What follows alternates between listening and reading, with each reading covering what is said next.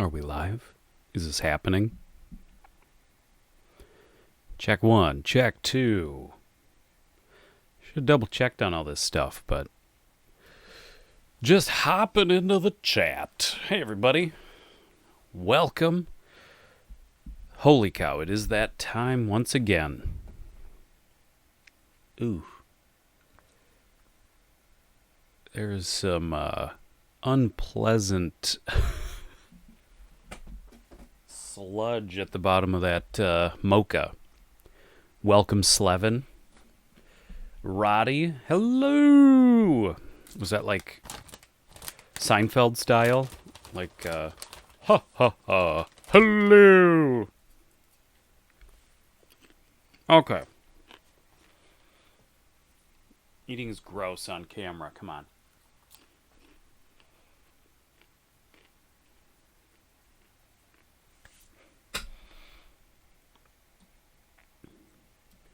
See, Roddy, I'm hip. I get the references. I think you got to be pretty hip to grab those Fun-Ass Chick 2004. Hello. You got to be pretty on top of the pop culture to catch those Seinfeld references from 1997.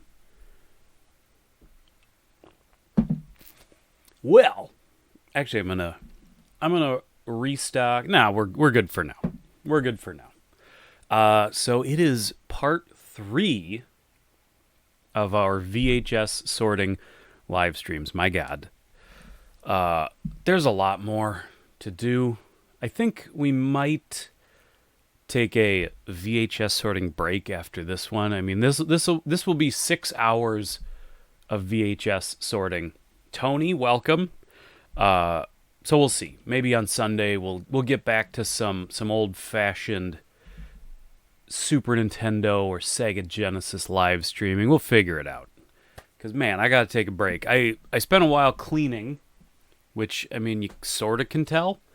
Because the more and more boxes of VHS that I was drudging up from the basement, this room was starting to become like standing. To get into that room, which may or may not be my laundry room, I was hitting the point where I had to walk around all the way across. I had to like hug this wall and get all the way around. It was a nightmare.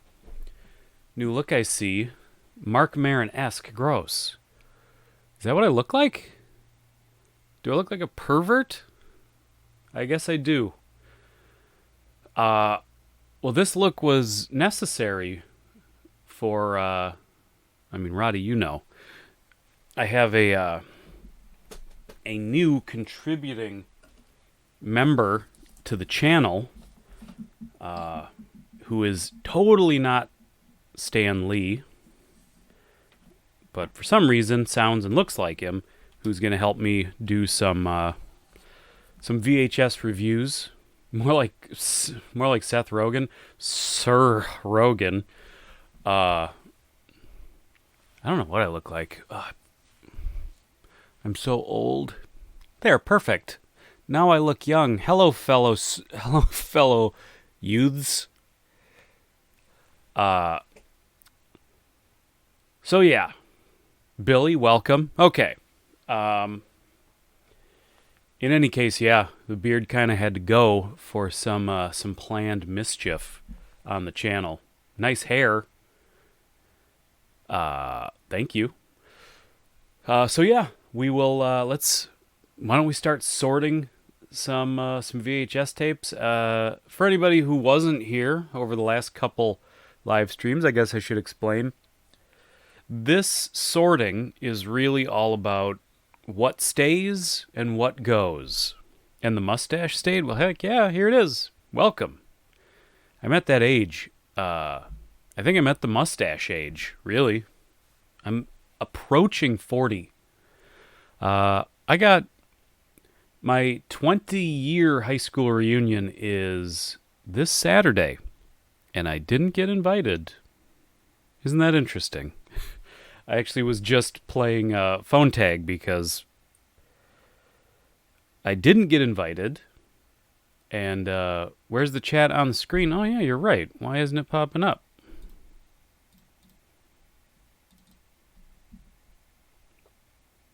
Very weird.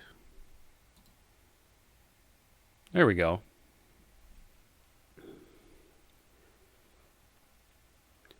But at my 10-year high school reunion, I drunkenly insulted one of the reunion organizers to her face in a rather dramatic fashion. And she was holding a microphone because she was giving away prizes. And I said what I said loud enough to where the microphone picked it up, and then the whole room heard, and it turned into a whole thing. So I'm not super surprised that I didn't get invited to the 20-year reunion, but I said something about it on Facebook, and now multiple people are like, no, you're totally invited. Like no one's excluded. Like they're kind of, it's all good. It's all good. So what are we calling our not Stan Lee character? That's a good question.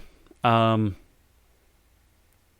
kind of want to call him totally not Stan Lee, but I was also thinking of Marvel used to give out a prize back in the day called the No Prize.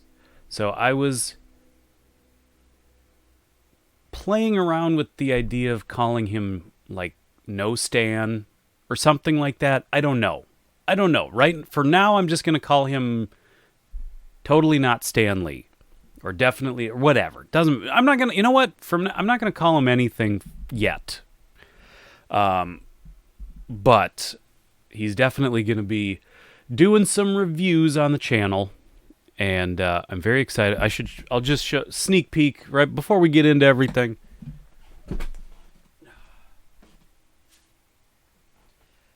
I got this new wig that I colored with a gray marker. This was an all-white wig, and I colored the top with a gray marker to give it that Stan quality. Hello, Ethel. So Stan will be probably Sunday. I'm gonna film a bunch of short reviews because if I'm gonna get into the get up, time for some live streaming. Woohoo! If I'm gonna get into this, I'm gonna try to make the most out of it. So, knock off Halloween. Yeah, no kidding. Trust me, true believer. So we'll film a few reviews. And I'm gonna try to figure out a couple things to do that might help go mildly viral. I feel like I do a pretty good Stan Lee, and I feel like there's the potential for something to catch an algorithm somewhere and actually maybe draw some people in, which would be super fun. We'll see. In any case, I'm pretty proud of the color job on that wig.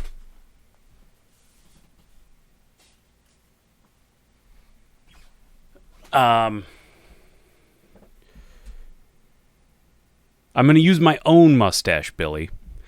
That's why I'm leaving it, so I can have an authentic mustache. I do have some mustache whitening stuff on the way, and I have a light green V-neck sweater on the way, so all these things, all these little pieces that are going to make a great Stan Lee costume are kind of all coming together. Cosplay, really. I mean, I'm probably going to be known as the #1 Stan Lee cosplayer in the world pretty soon. So, y'all got in on the ground floor. I mean, and in any case, comic books are you going to... Yeah, comic books are good, Ethel. Once again, always nailing it with the absolutes. You may be a Sith, because I know only a Sith deals in absolutes. But you know what? You're my kind of Sith. I am the #1 Stan Lee cosplayer. Probably because nobody else bothers to. Manga and anime are good. Okay. Fair enough, Billy. Fair enough. But it's time to start getting through. I've got 2 more of these boxes. And we'll see. We might just get through these boxes tonight and then draw a line under it. There's 1 more of these big boxes downstairs and then a bunch of other stuff. Oh, man. We're going to see where we go. And I think the name of the game, I was thinking about it after the last... you want to see the Jack Kirby cosplayer? Good luck. Guy with a big fat cigar. I don't remember what he looks like. Are there any Ginger Lynn Betamax tapes in there? I don't think so. Not in these. Not in these. I mean, I do have this briefcase here, which may or may not have what you're looking for. Those are Betamax tapes. Why they're in an old Samsonite briefcase? Who knows? Things go on in this place that even I don't understand. Okay. But, and actually this is the front, since you bring up Betamax. This is the faceplate from a Betamax player I bought not too long ago that I could not get to work. And I basically destroyed trying to get it to work. So I saved the faceplate because I just thought it was cool. And I kind of started thinking, maybe I'll just start collecting faceplates off of some of these old machines.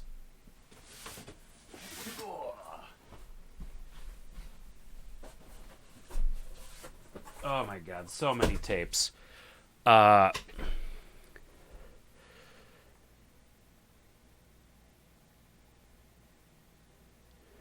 maybe a little bit of either thrift or public domain. Ah, yes. Never watched Betamax. I mean, it's basically VHS. It has technically a slightly better resolution, but it's pretty negligible. Easier to throw in the lake. Someday you'll find a working... Yeah, I know. That has been tough. I'm not going to lie. I have this one right here that you can see in the background that I still need to work on. I think it's in mostly really good shape when you turn it on. Everything sounds tight. Everything sounds like it's working. Everything sounds lively. Dagger, welcome. But it doesn't pull the tape across the drum heads. So I need to figure that out. Hopefully I can get it working. It seems like it feels like just there's one little thing, and if I fix that one thing, I could get it to work. 2 Betamax players and both don't work. That's been my this is Betamax player number 3. And it is the third that doesn't work, but it is the one that feels like it has the best chance of working. The other 2, one was just dead.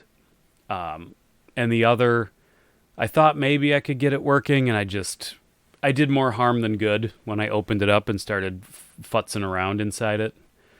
That's what Savers is for. I wish. I think one time I saw a Betamax player at Savers, and I don't know why I passed it up. Maybe it was a little too expensive. I don't know. Whatever it was. Sounds like a belt or stripped gear. Yeah, I'm guessing it's a belt. Start a great... my basement is basically... I don't want to say graveyard, but I have... I think I have at least... 10 VCRs stacked up down there. I'm definitely trying to future-proof the VHS collection and make sure I have enough on hand that when things start to die, I have replacements. And I have a lot of tube TVs downstairs too. But yeah, Betamax players, they've been nothing but trouble. Still looking. I got really lucky with the Laserdisc player. I just happened to. I found it at a thrift store, and I've told the story before, but I found it at a thrift store, and they assumed it was just a multi-disc CD player, because it does that too, which a lot of Laserdisc players did. So they had it marked for like $25, and it's in perfect working condition. Super awesome. Laserdisc is... Oh yeah, Laserdisc is way... Technically, Laserdisc was around in the 70s. As Disco Vision, if I remember right. If you see those old Laserdiscs every once in a while. Do I have a Pioneer Laser Active? As a matter of fact, Ethel, I think you were trying to throw a curveball. But guess what? I just knocked that curveball out of the park. Yes, I do have a Pioneer Laser Active. It's non-functional. Its capacitors ruptured and ruptured onto the circuit boards, so it's worthless. It does not work and will never work again. But I do have it. It's in the basement in a box. Sad to say. But a friend gave it to me at one point because he was like, "Here, you like weird old stuff." Any CED discs? I have discs. I don't have a player, but I do have a handful of discs. Nothing super exciting, though. Okay, it's time to start sorting through these tapes, and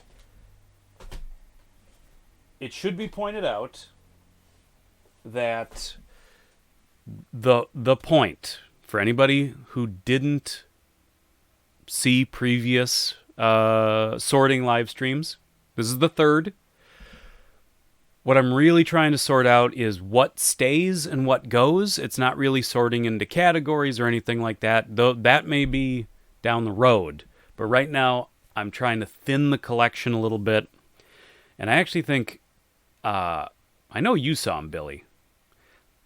I'm trying to, one, just thin the collection in general, but also there's a big VHS swap meet kind of thing, sort of swap meet, sort of flea market thing happening in my neck of the woods in September. So I want to not just get rid of boring tapes. I want to make some hard decisions, get rid of some things that are maybe a little better, but that I could actually sell and trade, kind of a thing too. Any VHS from Video Update used to rent from them in St. Cloud? Yes. And actually, I was going to bring that up because Video Update, for me as well, was one of my favorite all-time video stores. And I definitely collect Video Update tapes. And I decided that regardless of what it is, for example, on Sunday, Georgia, starring Jennifer Jason Leigh, I put in the get rid of pile, and then after I said, no, this is a Video Update tape. Is it awesome? I would have no idea. But point is, Video Update tapes, they are just automatic. They stay. From now on, I had a little time to think about it, and I cannot and will not and shouldn't part with any Video Update tapes. So those are just automatic stays. That Video Update font is rad. It is. I love it. Okay, so what we've got right off the bat. Oh, and it's got some accompanying literature of some sort. Oh, it's got instructions with it. It is Magic Eye, the video. Quick, do the Magic Eye on the image on your screen right now. What is it? Are you getting it? I got it.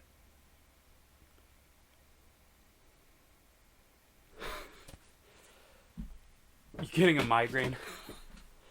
Yeah, I loved... I mean, obviously I remember the Magic Eye books, but back in the day, the commercials for this video were all over the place. I don't remember what channel they were on, but I just remember constant Magic Eye, the video commercials. You don't have magic eyes, you just have regular eyes? Well, that's still good. You have the Magic Eye book. Oh, yeah. Mallrats had the... Oh, that's right. They did have the Magic Eye. Well, yeah, the Magic Eye was like a huge part of the movie, but then they had a Magic Eye poster, too. I remember the Mallrats poster. It had like Jay and Silent Bob in the corner, and then it was a big Magic Eye image. And I think it just said Mallrats or something when you looked at it. You worked at National Home Video Chain in South Carolina. I'll have to keep an eye out. I'll have to keep an eye out for National Home Video tapes. It's a sailboat. It was a schooner. Look at this. This is a triple. How many triple tapes do you see? Not that many. At least not bottom loading like this, but it is V, the final battle. Everybody remember V? The old TV miniseries from back in the day? Oh, yes. They look like Star Trek 6 uniforms. Oh, what am I doing? I need to remember, this is the stay. When I go like this with things, this is the stay box. Things that stay go in plastic. Things that go in cardboard. That's the rule. Magic Eye goes. V, yeah, V goes too. Is V still worth watching today? I was never a huge fan of it. But yes, I think Instantly Dated just brought up about the only good reason to watch the old V miniseries nowadays. Oh, but speaking of, here's the original miniseries. 2 tapes. And these are from... Of course, it's not going to be... It's going to be impossible to see, but it says, At Your Leisure Video. That is not a video store I've ever heard of. Cool beans. Mark Singer is golden in any movie. Ooh. We got a cut box of the Terminator. It doesn't say. It looks like a video update box, but I don't think it is. There's no marks of any kind. Usually video update, even if somebody had taken the sticker off, usually there's something on the tape itself that you can't pull off.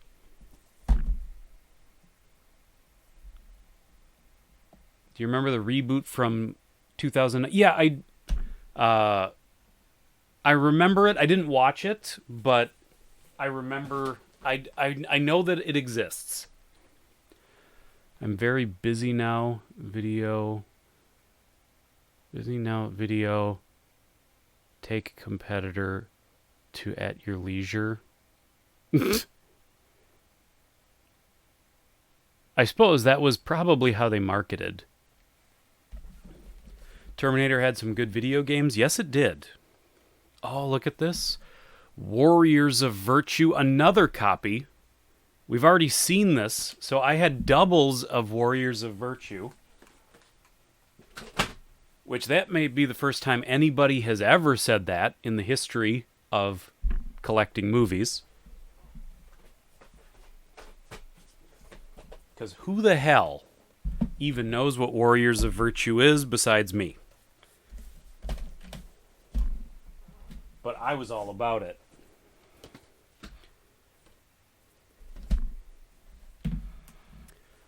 Okay, so you all tell me. Because I've never seen this movie, but I feel like I got some cool cats here, so I feel like somebody will have seen this. Tequila Sunrise. Mel Gibson, Michelle Pfeiffer, Kurt Russell. Tell me if this is worth watching. It's a cool rental case. I don't know where it's from. Unfortunately, they pulled the stickers off.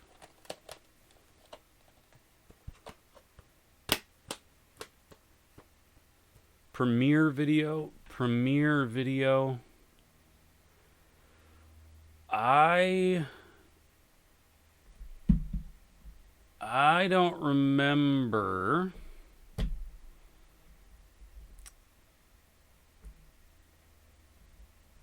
I don't remember Premiere Video. It's okay, but it's slow. Never heard of it. Only watch it if you're drinking tequila. Okay, I guess it's worth seeing.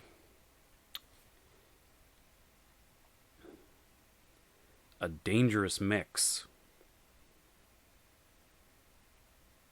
It looks alright. It survives another day. Now, this is probably like an automatic keep, right? Here, kitty kitty. Cat entertainment video. A magical trip to the pet store, especially for cats. So I get the feeling that it's just birds and fish for the cat to stare at and want to eat. So yeah, it's gonna go away. I feel like oh god, funny ass chick. Maybe you should just have this. I feel like this is one of those regret purchases where I go into Goodwill and I see something funny and I'm like, oh, haha. It's like you're allergic. Yeah.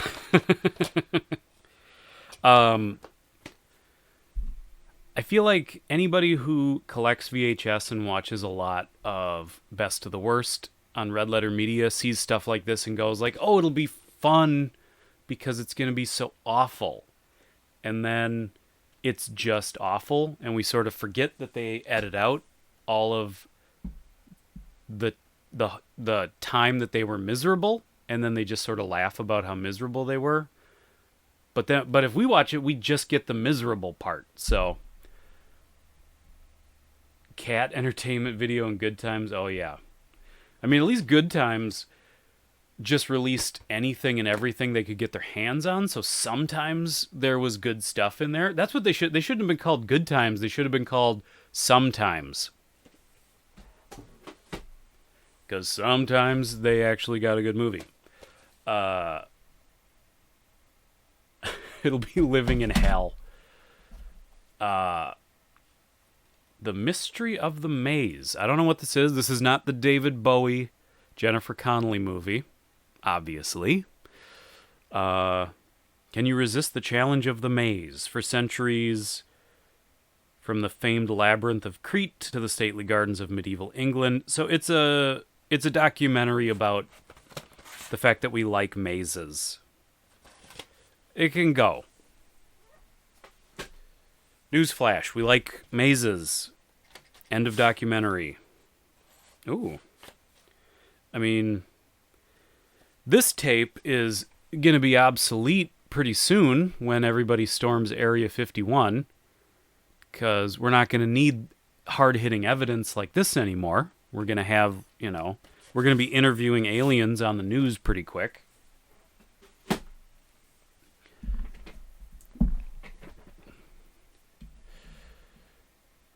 I will say, it would be cool to go through like a big hedge maze like that, like a big regal, stately hedge maze. That would be awesome.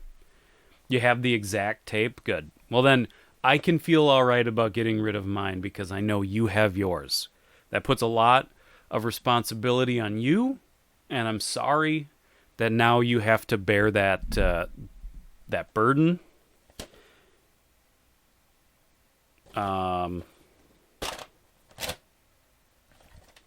We got a Hollywood videotape.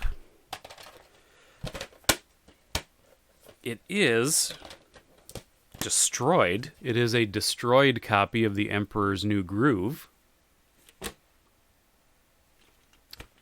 Destroyed.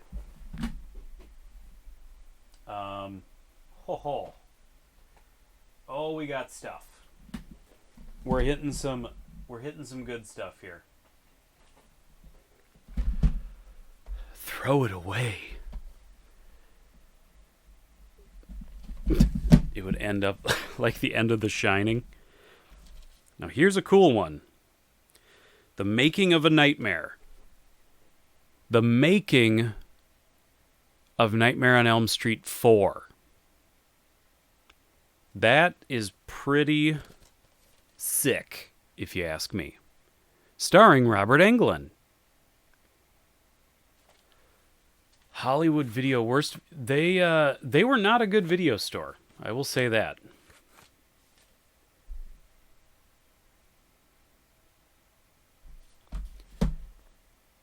You think New Groove is... I've never seen New Groove. And I don't make any judgment call on it. I'm sure it's not terrible. There's no way it's as bad as Space Jam. No way. Another classic, Adventures in Babysitting. I had a giant Elizabeth Shue crush when this movie came out. It's better than Space Jam. Thank you for the confirmation. I'll watch it at some point and, make that judgment for myself, but there is just... It would be so hard for a movie to be worse than Space Jam. Is it a behind-the-scenes video? The Nightmare 4 one. Did you like her in The Saint? I didn't see The Saint. That was Val Kilmer, right? She was on The Boys Amazon show. Is she? I'll have to check it out. The commercials for that look good.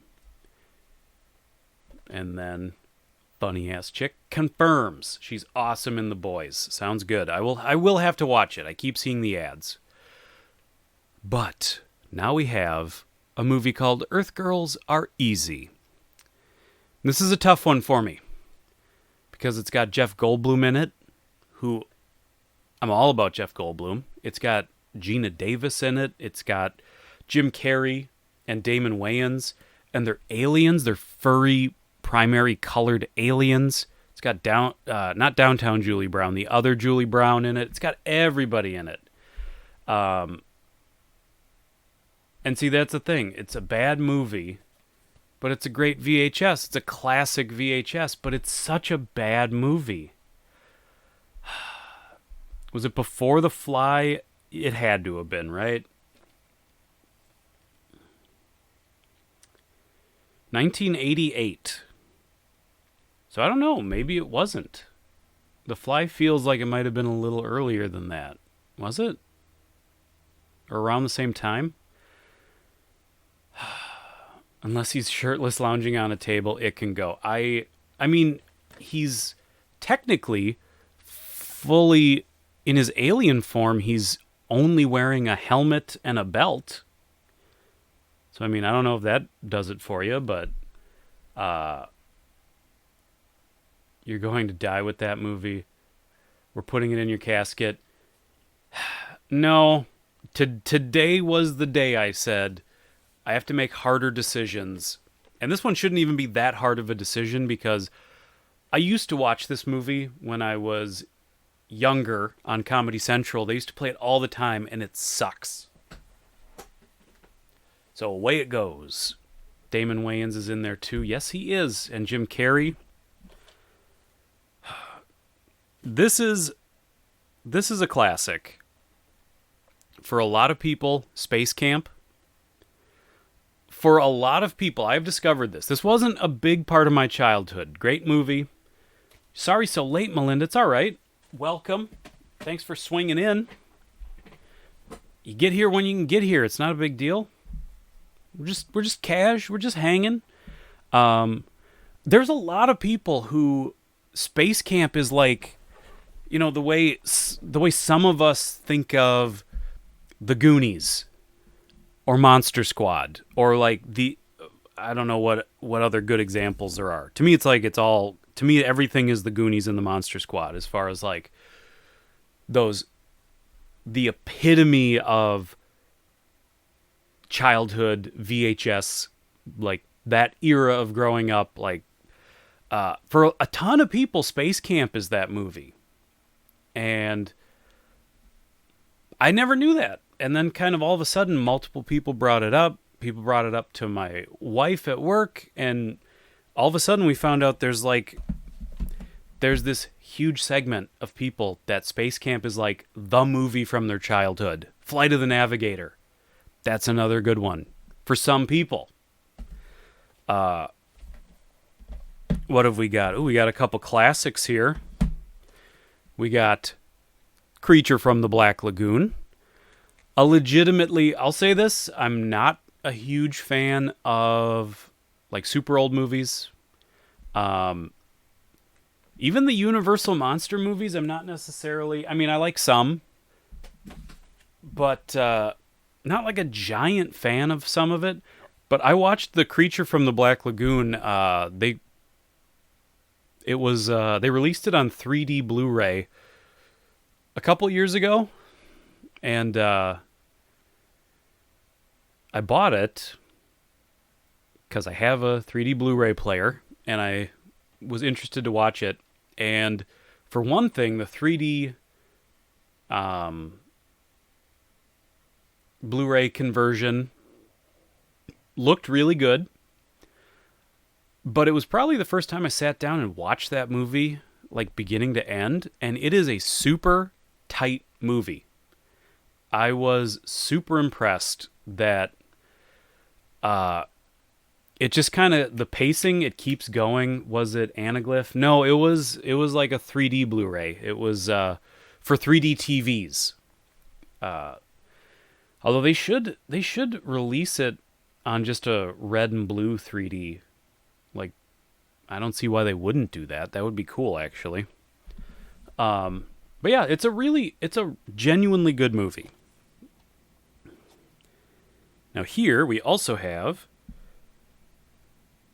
a classic Universal monster movie, The Mummy's Tomb, The Fear of the Year.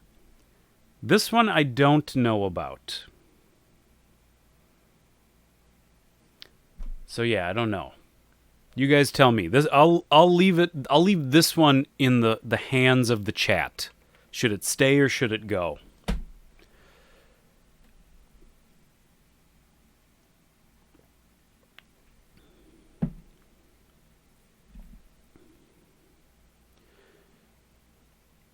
TMNT 1990 was the best TMNT movie. The ones after that were kind of meh. Was 1990, was that the first? Weirdly enough, it's sitting right here. So now I'm starting to worry that you're in my house. Was 1990 the first? Was it this one? For some reason, I had it in my head that this came out in the 80s, but you're probably right. It probably came out in 1990.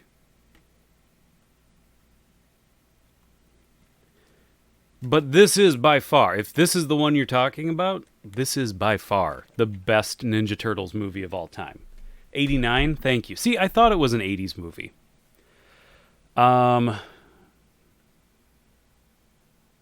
fear of the year is that you're going to purchase another non-working Betamax player. That's fair, and that is going to happen. I'd say let it go. Keep it.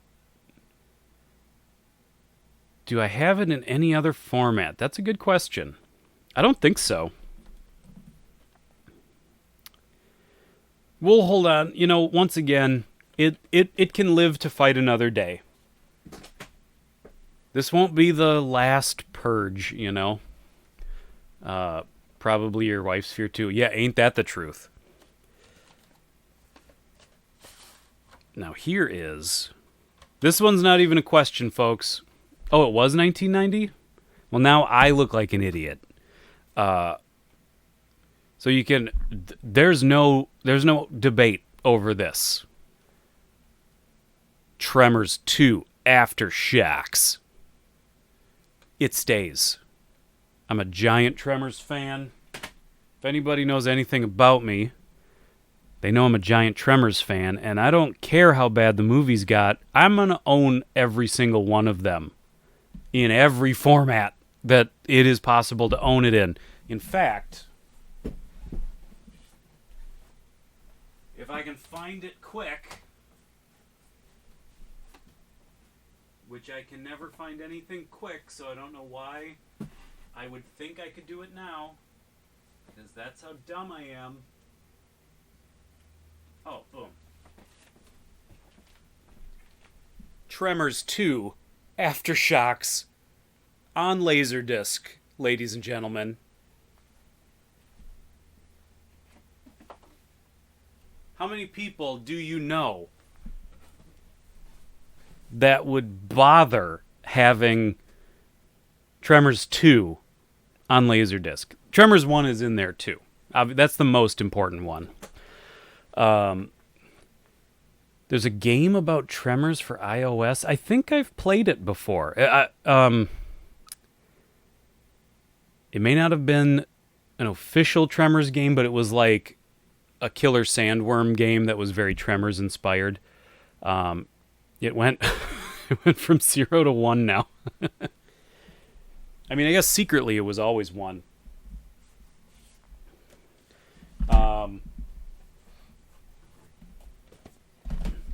Yeah, I'm a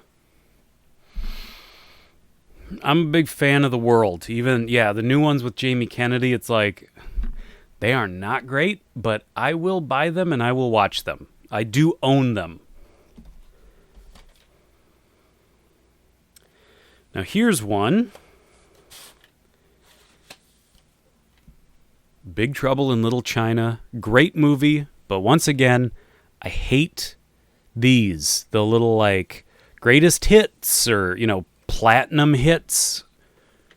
The 20th Century Fox selection. Billy, the reason I'm not going to keep this tape is because I know I have better versions of this tape.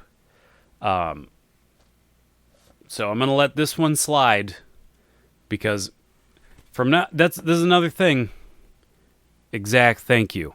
The reissues, unless it's a great reissue cover, I just hate these little marquees or whatever you want to call it from the studios on the tapes.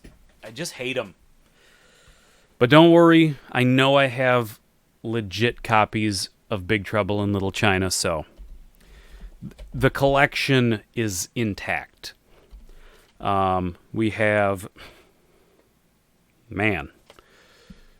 Carnosaur 3, Primal Species. For some reason there's, this looked like Japanese lettering to me when I held it up to the camera. But then when I looked at it for real, it says the Academy of Science Fiction, Fantasy, and Horror Golden Scroll Award. There is no way this movie won an award of any kind. But I do have to say, the Velociraptor costumes and stuff look pretty good. I'll watch it.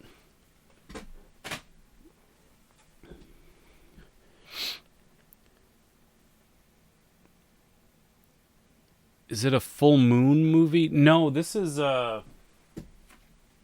New Horizons.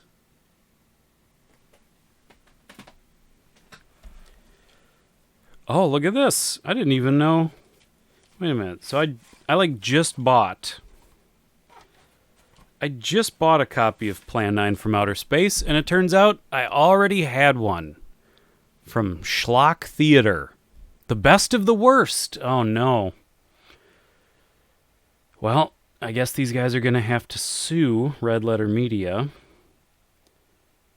Picture that rates #1 of the 50 worst films of all time. Winner of the Golden Turkey Award. This was issued, looks like it was 1994. This version came out. And guess what, gang? It's from, you see it at the bottom, slightly out of focus? It's from Sometimes Home Video. That's a great version of Plan 9. I'm going to have to hold on to that.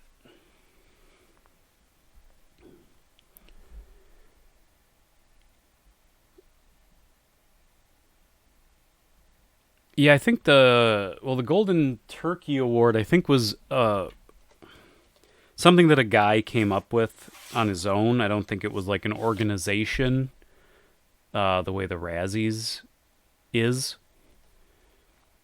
Released to cash in. Yeah, yep, 94 would have been a good time to be cashing in on Ed Wood.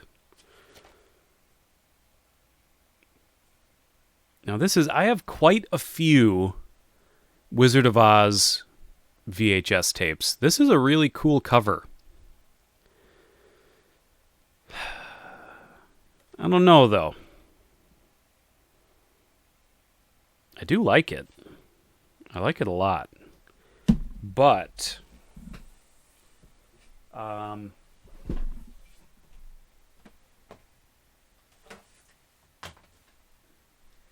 you tell me.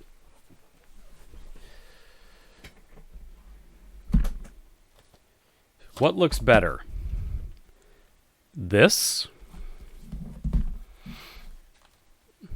Or this? Got a big puffy case. It's a little rough around the edges. It's all wrinkled up. Although maybe I could work with that a little bit. Keep the clamshell. You have this clamshell? So it looks like this particular clamshell must have come out in 85. This one came out in 88. So it's really not that big of a difference in the age. The other one, not the puffy. Second one looks better. I like the red. Yeah, I like them both. We're going to hold off. Video. See at the top? Video for kids. It's also, it says stereo. Well, no, that's not the company. So distributed by MGM, and then apparently distributed by Video for kids. I'm gonna keep both of them for now because I do like both of them a lot for different reasons. I said I was gonna make hard decisions. This one's a little too hard. Wizard of Oz is such a good movie. I feel like I bring this up fairly often, but it's so shocking to me that a movie can be 80 years old and still just as good. Like to a 6 or 7 year old today, it can be just as good and entertaining as to a 6 or 7 year old in 1940. Like, it's kind of mind-blowing that a movie can have that kind of staying power. I cannot imagine a kid's movie that's coming out today will still be entertaining to kids 80 years from now. No way.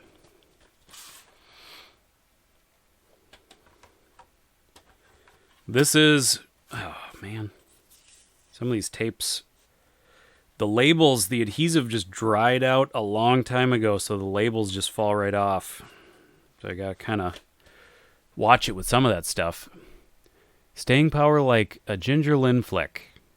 I don't know about that. That might not have the same, like, who was the Ginger Lynn of 1939? And that's who we should figure out and then watch their videos and decide, or films. and decide if they are still just as entertaining as they were back in 1939. I sort of doubt it.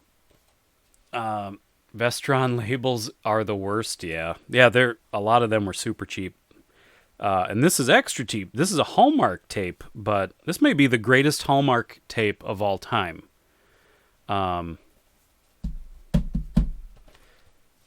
Creepy Classics, hosted by Vincent Price. This tape was not my childhood, but a huge part of my childhood. It was basically just Vincent Price showing old 50s movie trailers, occasional clips from movies. A lot of them were his movies from back in the day.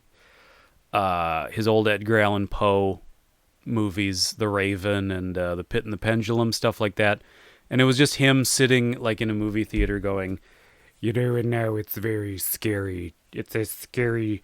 We hope the crawling hand doesn't come for me." Whatever he would say. It was just him like being Vincent Price in between in between clips and trailers from old movies. I don't think there was any House on Haunted Hill in the tape. It might have been, I don't know. I don't know why it wouldn't have been in there, but I don't remember him being in there. I hope you keep Creepy. Yeah, Creepy Classics is going nowhere. This was one I actually, this tape I specifically sought out on eBay a few years ago because it was very necessary to have in the collection. You have a Zachary video like that? That would be cool. I would love to get some of those old local horror hosts. I would love to track down a bunch of stuff from them. Thriller laugh. You got it from Children's Palace in Sioux Falls. They sold a Zachary tape at Children's Palace? That's weird. We have a full house tonight, Dagger. You ain't kidding, brother.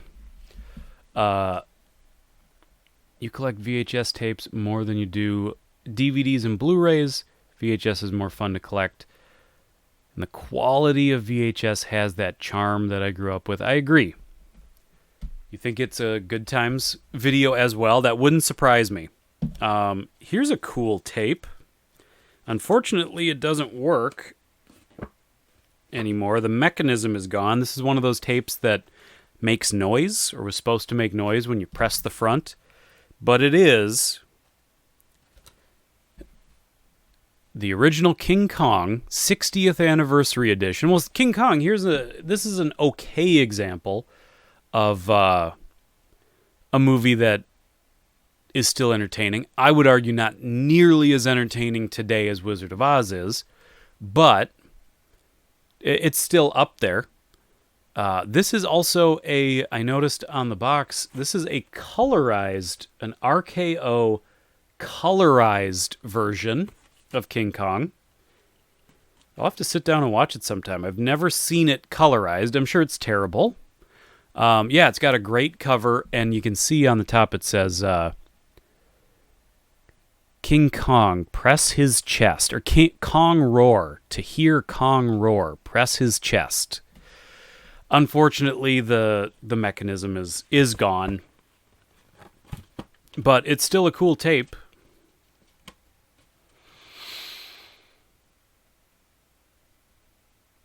King Kong stop frame animation is Gucci.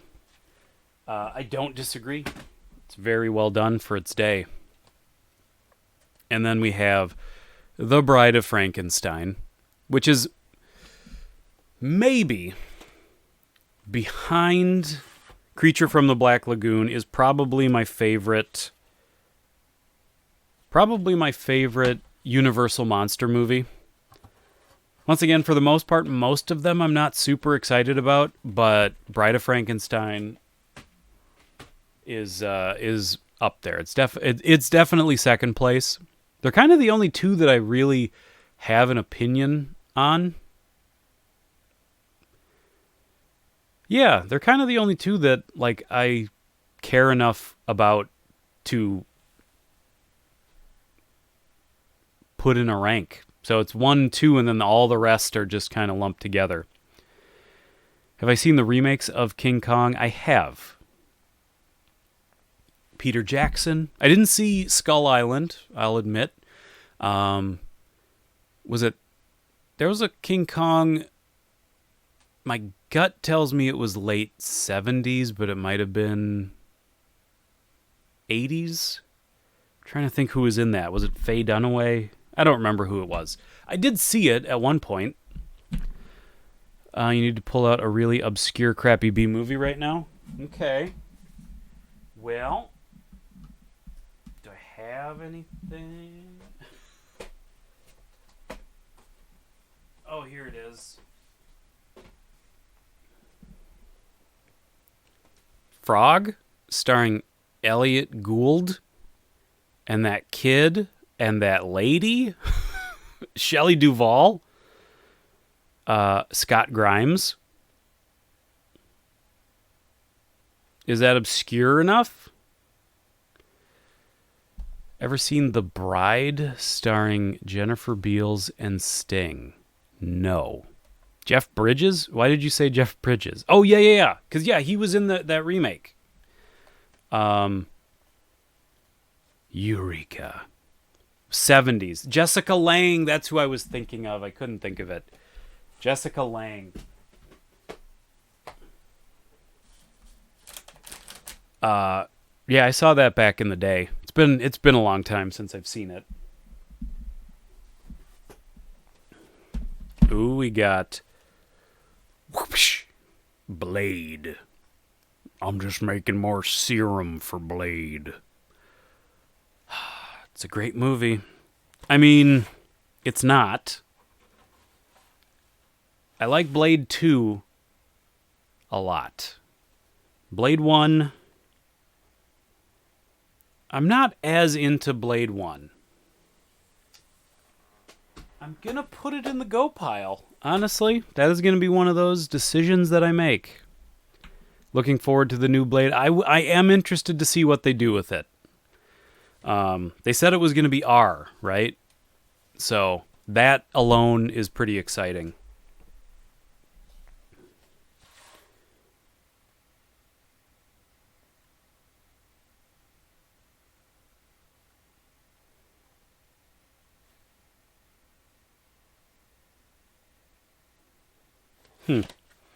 Well, here is... It looks like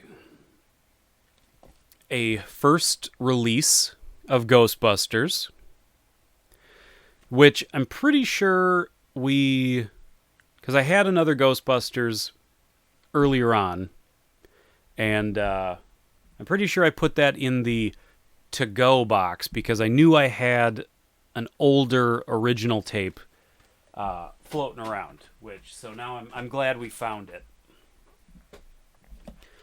And then look at this. This one can go, because we already saved one.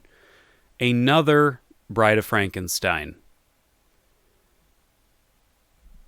Not as exciting of a cover, and it's got that classic Monster Collection crap up at the top. Not as exciting. I think kind of pulls a lot of focus. I think granted, this does have that classic collection up at the top, but that's just such a clean, striking image. I just think it's a better image, that's all. You would have kept it? I already got a Bride. I already got Bride of Frankenstein in here. I mean, these are the decisions we gotta make, you know? Sometimes you have to... sometimes you're not just trimming, crap, which, by the way, we're about to get to some. Sometimes you gotta trim some decent stuff out of the collection, Shows the Bride more. Yeah, I just, I think the the bride is so visually striking and iconic. You know, I would rather have a version of it that was just her on the cover. Oh boy, this tape is embarrassing. What does VHS stand for? Shoot, I just looked it up not too long ago because I was curious. I don't remember now. Was it video home system? Yeah, it was. I remembered it being like way too on the nose obvious what it was. What was VCR? Video cassette recorder, I think.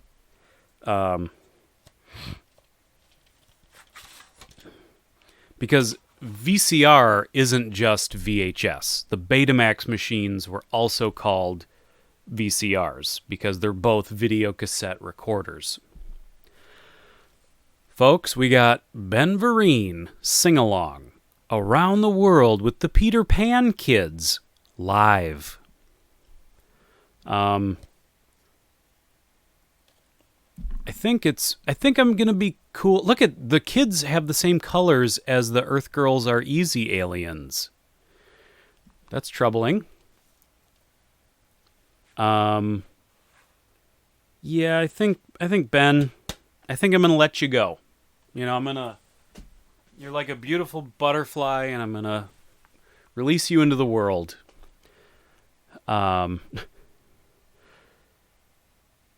Put that next to Darren's dance moves. I mean, it is the perfect double feature.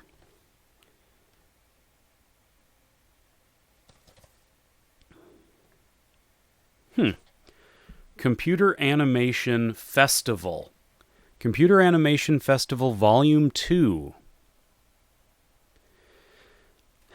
See, these are the kind of tapes where I'm like,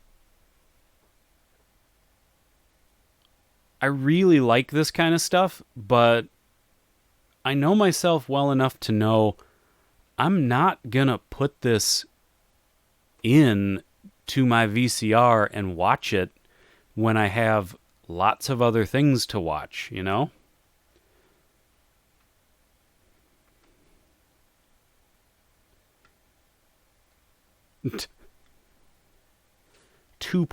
Volume 2.0.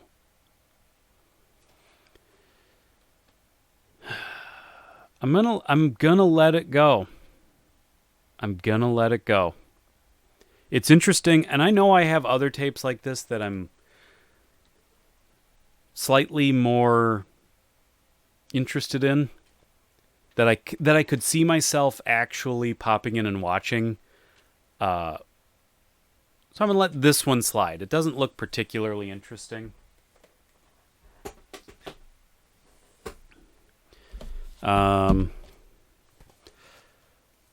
No, please. Now we have the best of the BBC, Blackadder 3. Blackadder is a very funny show, but I think this is also the kind of stuff that I just know I'm not going to ever watch this tape. So, didn't you find Volume 1 last video? No. Did I? I don't think I had a Blackadder tape. Or are you talking about the computer animation one? I don't think I had that computer animation one. I had that, like, Beyond the Mind's Eye or something like that. If I remember correctly. I want you to keep it because Billy Mount wants you to keep it. I do a lot of things because Billy tells me to do it. So every once in a while I gotta be my own man, you know? Now this movie automatically gets to stay. Why? The Surrogate, starring Rebecca De Mornay and other people. Frank Waite. Ooh, Art Hindle. Carol Laurie, but mostly, specifically, or not Rebecca De Mornay, it's Shannon Tweed. I'm such an idiot. Shannon Tweed. But do you know why this movie gets to stay? Because it is public domain. That's right. I bought this movie specifically because it's public domain, and therefore we are going to watch on a public domain viewing party here on the channel one of these days. Believe me, I'm amassing for us, for our benefit, I'm amassing public domain movies so we can actually watch them together.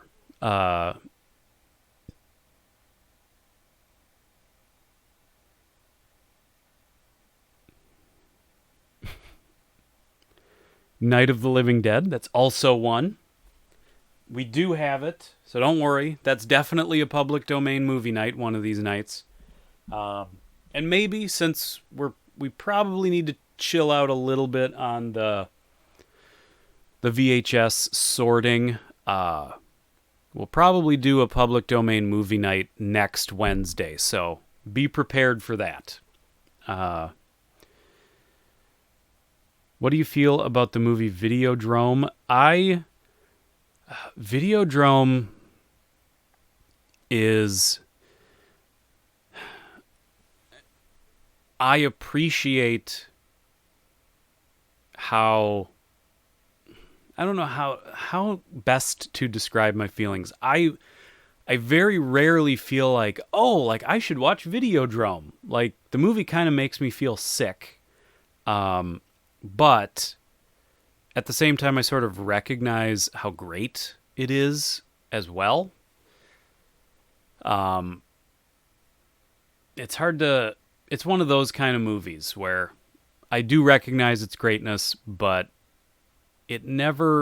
part of a movie being great, in my opinion, is a desire to watch it over and over again. And I don't get that with Videodrome. I watched it once or twice and I was like, I'm good. I do own it. I have it. I don't have it on VHS, which is the correct way to own Videodrome. I have it on DVD, but I do have it. Are you Brian Oblivion? I am not Brian Oblivion. You're watching an old VHS tape with him, right? Oh, no. Yeah, here's the thing about me. These live streams are pre-recorded. I'm just really good at guessing what people will say in the chat. But yeah, I'm long dead. Died years ago. Oh. What do we got? What do we got?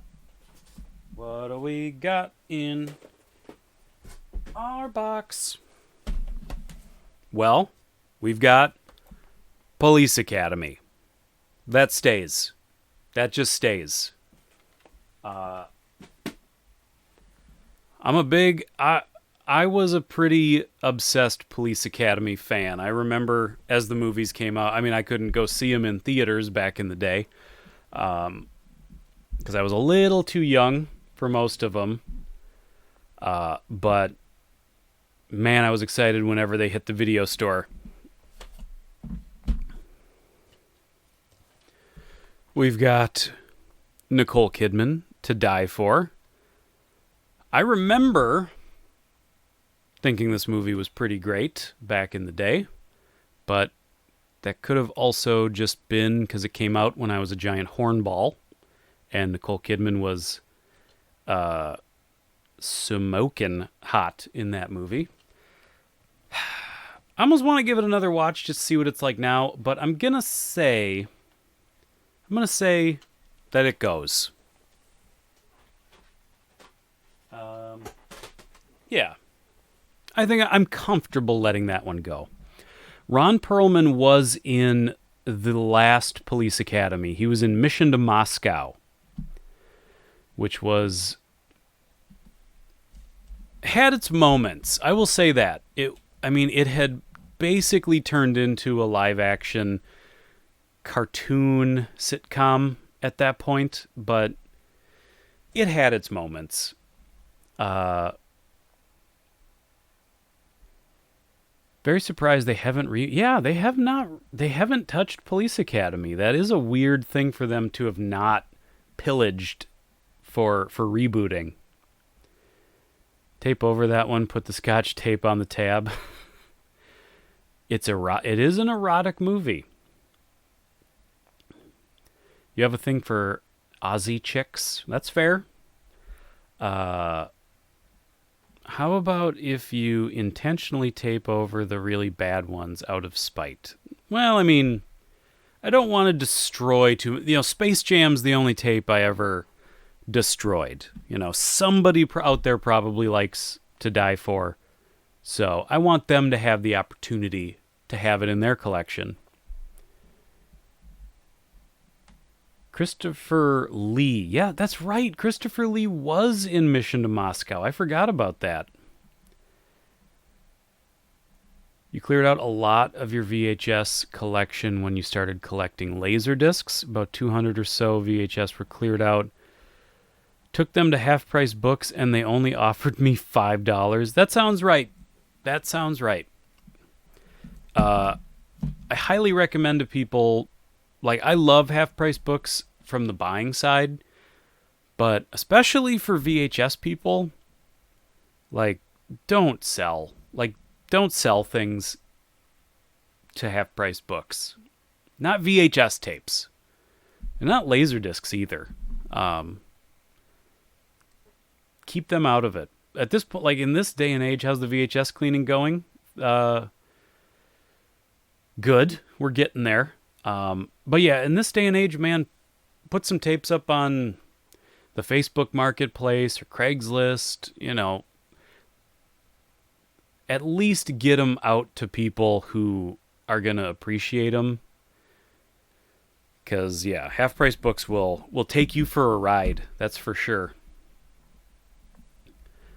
I think Laserdiscs are better quality than DVD. Well, that's definitely true of early DVDs. Early DVDs were, they had not perfected compression, and it shows on a lot of them. So at that time, Laserdiscs definitely looked better. You think Back in Action is better than Space Jam? Back in Action, I do think Back in Action is better than Space Jam. I was about to go look for it. I have Back in Action on Laserdisc, but I'm not going to go grab it. Oh, wait, you're talking about Back in Action, the Looney Tunes movie, aren't you? Not Back in Action, the action movie. You'd be surprised how many VHS swap meets there are. There's more and more. I think the community and the collectability are starting to really take off. A lot of people are getting very nostalgic for VHS, and just the way the internet connects all of us. I think it helps to organize, and it also helps to rekindle, I think, that nostalgia and that love. So it sort of helps stoke the embers a little bit. Flipping the disc is not fun. I think, I kind of like it when I watch a laser disc. I sort of like that moment when I think there's something wrong because the movie stops. And on some laser discs, it has a screen that pops up that says, turn disc over. And I love that. You think they were better until double layer? Well, yeah, it was the double layer DVDs, and then they just started getting better at the compression. Just started getting a lot better looking. Yeah,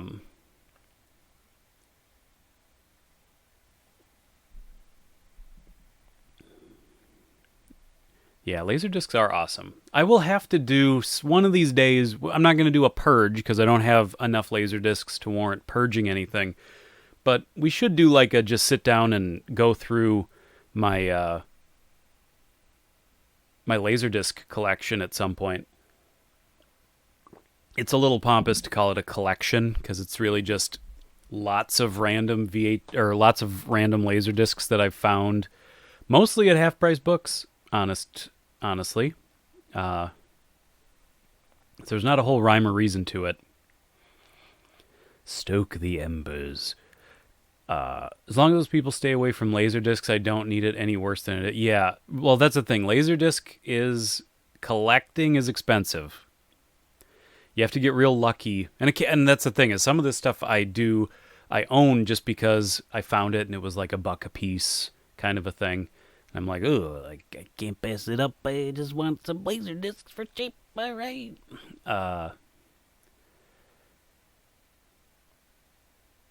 Houston. Bunch of VHS swap meets in Houston. It kind of seems like Texas, and I don't know. It seems like a lot of arid climates seem to be. I don't know why. It just feels that way. Maybe because like Austin is a big VHS town, but it just feels like it's out there. It's sort of like deserty climates are kind of where these things happen. We're finally just starting to get stuff up here, so. But yeah, it's just getting bigger all the time.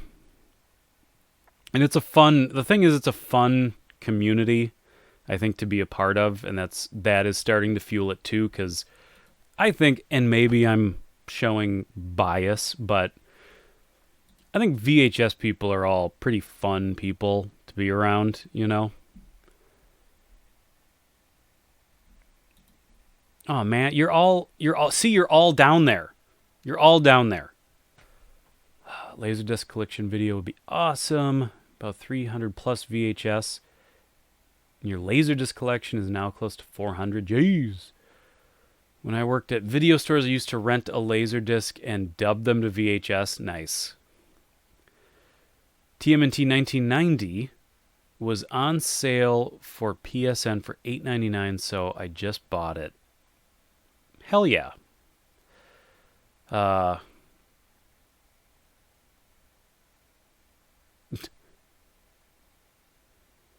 mean, we have tons of VHS tapes up here, but as far as like an organized community, that's sort of just starting to happen.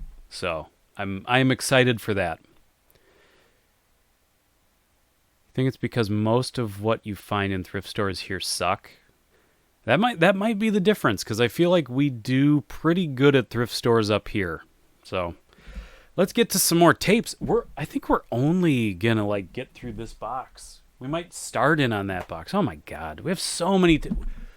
We've been doing this for 3 nights, and we have so many more tapes to make decisions on. It's just a nightmare. We're gonna take a break for like we're gonna go back to normal live streams for a little bit, because this is so much. But look at this. We had Carnosaur 3. Now we have Carnosaur. Can't give it up. Can't stop, won't stop.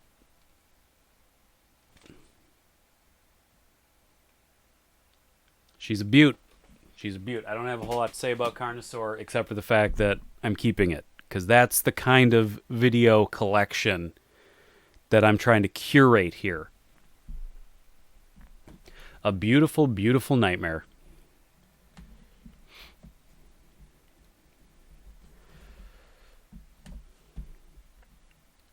Wasn't the Fantastic Four trailer on that tape? It may have been. I'd have to check it out.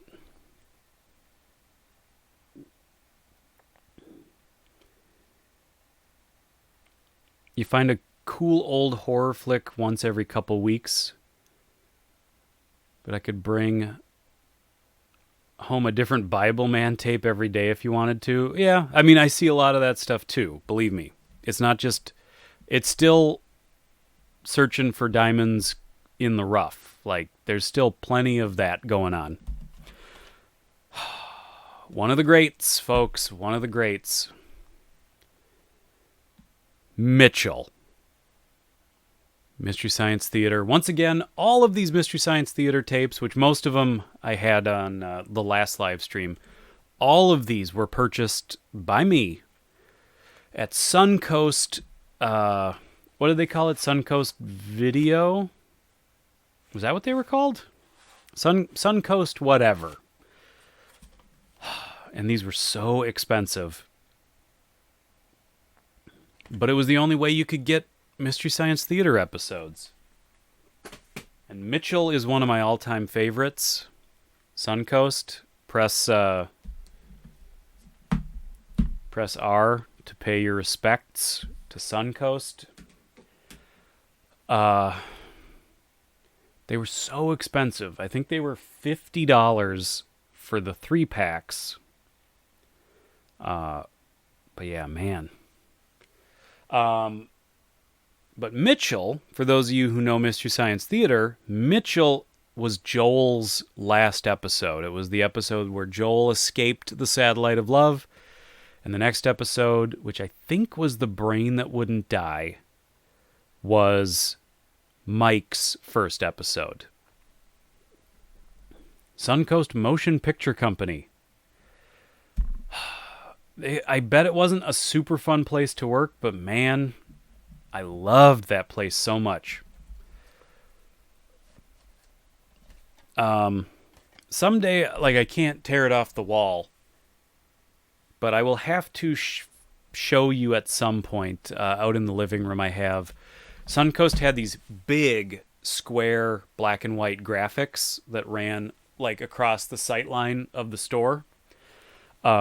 And it was like Pulp Fiction, Sixth Sense. It was like kind of all like images from movies and some TV stuff, just whatever, you know, kind of was in their wheelhouse. And I watched a couple episodes of the Netflix Mystery Science Theater, and I honestly couldn't get into it. I couldn't quite sink my teeth into it. You worked alongside of a bunch of other film nerds. Half of us worked at the movie theater at the same time. Oh, that would be cool. You had Joel Hodgson on as a guest when you were a producer at the Fox Business Network. That's cool. But in any case, one of these big graphics, they must be 4 feet by 4 feet, these big square foam board graphics, was a Mystery Science Theater graphic.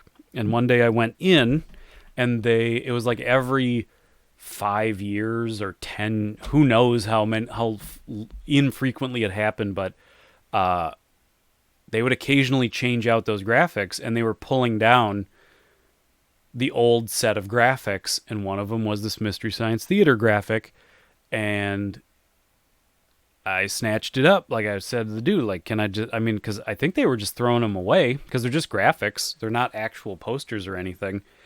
So I've had that for 20 years, something like that, and it's made the move from house to apartment to house, and it is awesome. It is definitely one of my crown jewels of the days of VHS.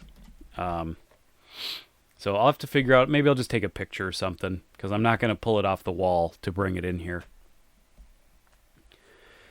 Yeah, Mystery Science Theater was originally like a public access kind of show, if I remember right. Or at least a local station of some, I don't know what local station, but before it got picked up nationally. I guess, who picked it up initially? Was it Comedy Central, or I don't remember. In any case, next up, another Gina Davis movie, which I have not watched, and I need to watch it, Cutthroat Island. This movie feels like a movie that should probably... You still have Joel's cell phone from booking him as a guest. That's funny. I feel like I should probably let this video go, but I'm gonna hold on to it because I do genuinely want to watch this movie at some point. So I'm gonna hold on to it. And now this tape right here is a perfect storm of things that matter to me. First of all, it's a video update tape. And second of all, and most importantly, it's a Phoebe Cates movie. Maybe. Obviously you got the Gremlins movies. And the Gremlins movies are great, but I don't consider the Gremlins movies Phoebe Cates movies. Princess Caribou is a Phoebe Cates movie. She is the star of this movie. And I still to this day, it's Phoebe Cates, it's Jennifer Connelly, it's Elizabeth Shue. Some crushes, folks, when you're 10 years old, they don't go away. Like, you're just permanently crushed on somebody. And Phoebe Cates is one of those people I am permanently crushed on. So, not only does that tape stay, but, if gang members showed up and started shooting at my house, because, it could happen. I've seen Boys in the Hood. I don't know what, anything can happen. I would dive in front of this tape. Not only does it stay in the collection, but I would shield it as my body is getting filled with lead. I'm getting ventilated, as they used to say in Prohibition era.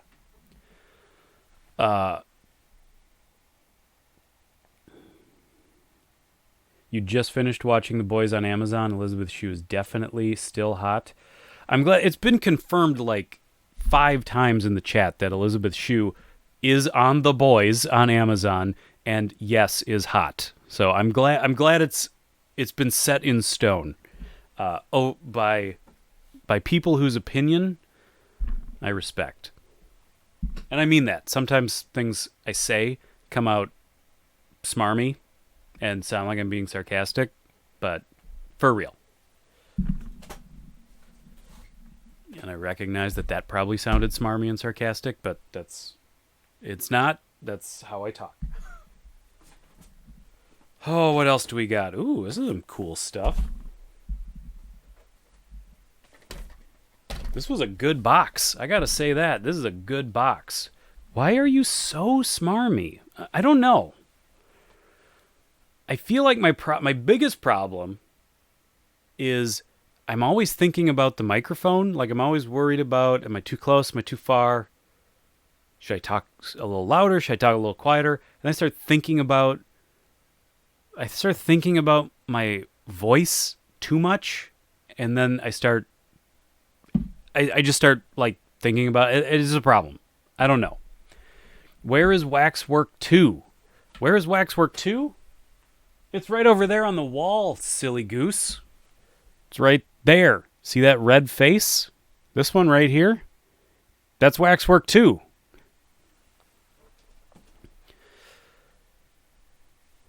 So is she not making an appearance in the Cobra Kai YouTube show? I wasn't watching them all yet. I don't know. It would be cool if she did, but I have no idea. I was wondering if you could do some ASMR talking about VHS tapes to help me sleep. Oh my God. I don't even want to do it as a joke, because I feel like it can only go unsettling places.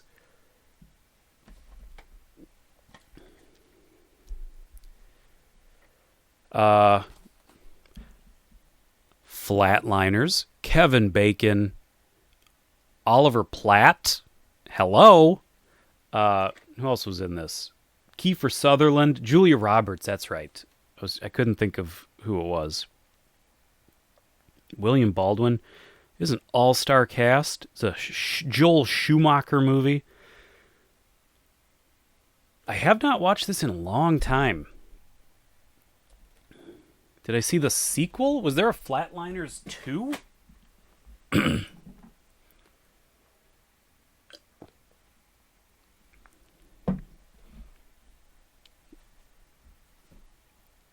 Stan Lee impression was great. Thank you, by the way, and hold on to your butt because hopefully Sunday I'm going to record a bunch more Stan Lee little VHS reviews, the VHS quickies, and maybe a couple other things. I've got some ideas brewing for Stan Lee videos on the channel. So hopefully everybody likes the addition of that. Once again, not subtracting anything. We're still doing all the things that we do, doing that thing you do. But we're, Stan wants, to get his 2 cents in about some things. So check this out. Halloween Anniversary Edition. And it's the hard black clamshell. It's very nice. I like it. I like it a lot. I'll keep it. I mean, I feel like we're probably going to run into more copies of Halloween as we go through these boxes, but I feel like that one's a contender for first place, so we'll hold on to it. We're going to ride your coattails into stardom. I am going to ride Stan's coattails. It's going to be great. Was it by Anchor Bay? Probably. Yes, it was. And Video Treasures.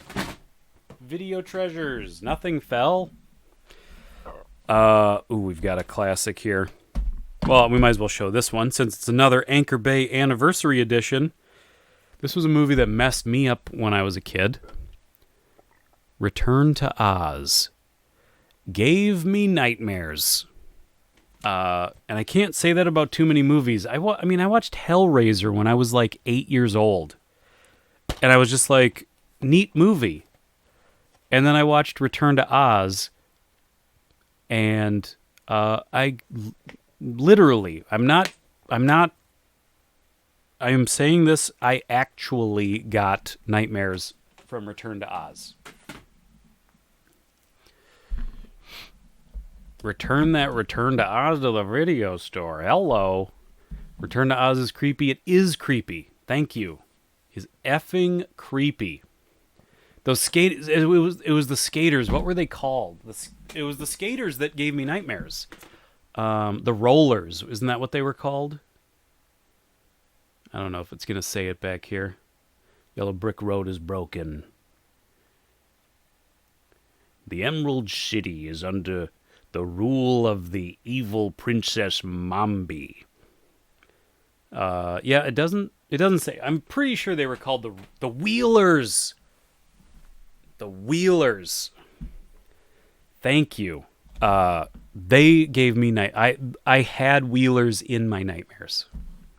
Terrible. But it's a super cool movie. Like, those are the kind of kids movies that I love the most. The weird, dark 80s kids movies like The Secret of Nim and Neverending Story is like that too. There's a lot of really dark stuff in the Neverending Story.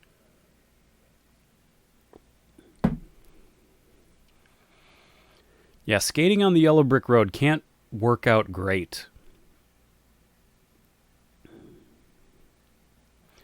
The Wheelers are most notable for their appearance as the goofy and psychotic baddies in Return to Oz.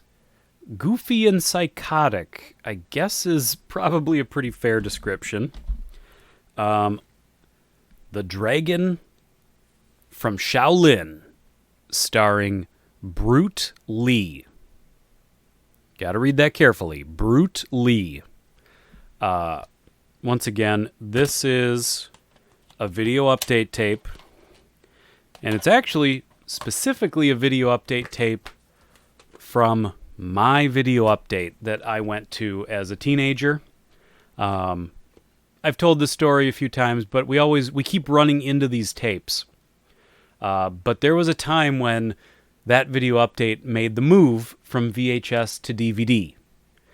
And at that time, they sold off all of their VHS tapes for like 50 cents a piece or $1 a piece. And I bought a bunch of them.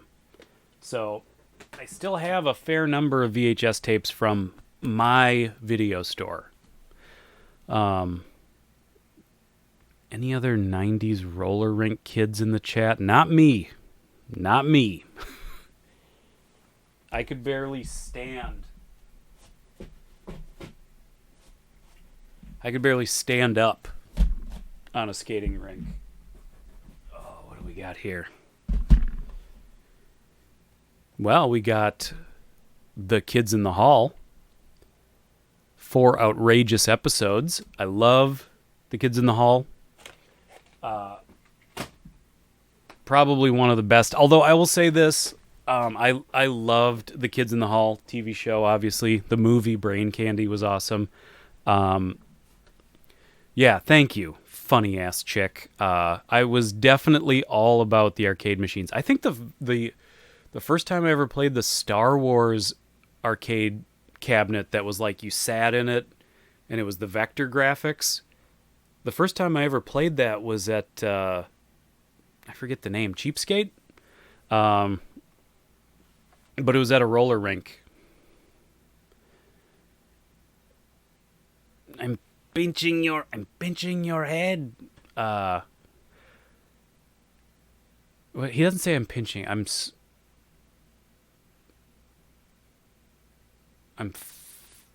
flattening your head. I know he called people flatheads. He would like do this. Because the other guy said, I'm pinching your face. I'm pinching your face. Did you say squishing your head? It doesn't matter. It don't matter. You dated a few derby chicks as a teenager. Can't find a more fun crowd. Knights of the Round. Doesn't sound familiar. I'm crushing your head. That's what it was. Thank you.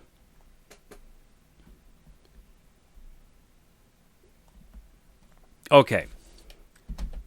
Oh my God. Blues Brothers 2000. I'm never going to watch the movie. I'm a huge Blues Brothers fan. I've got albums. I've got the first movie on every format that exists. I have the soundtrack to this movie, and it's a pretty good soundtrack.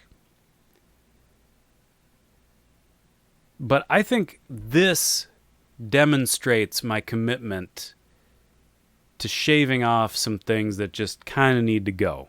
As big of a Blues Brothers fan as I am, Blues Brothers 2000 I just don't think has a place in my collection. I gotta start a new box.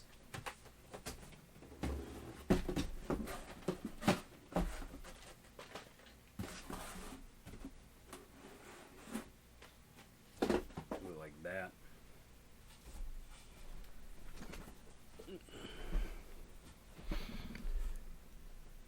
His brother died. His brother did die. Very sad. The Lord works in mysterious ways. Okay. I centered myself. Here we go. This is another hard one because this one is this one was a movie that I liked a lot growing up. Clueless. I should point out, I like a lot of girl movies. Like, I mean, I like a lot of all kinds of movies. And I noticed that like in the 90s, like I liked a lot of, I don't know.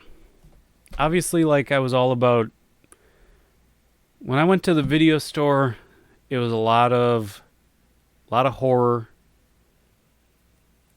Yeah, it's still, I mean, it's this movie edges on mildly obnoxious nowadays. But it was super, I mean, it was just super influential at the time, I think, for the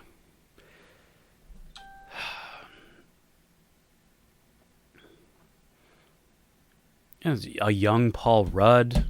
But yeah, I think I'm going to let it go. Just, I don't think I need the tape, but I really liked Clueless. when it first came out. I saw it in the theater.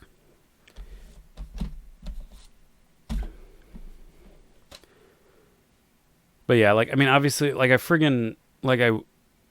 worship at the feet of Princess Caribou. Like, obviously, I ain't afraid to, like, you know, a girly movie.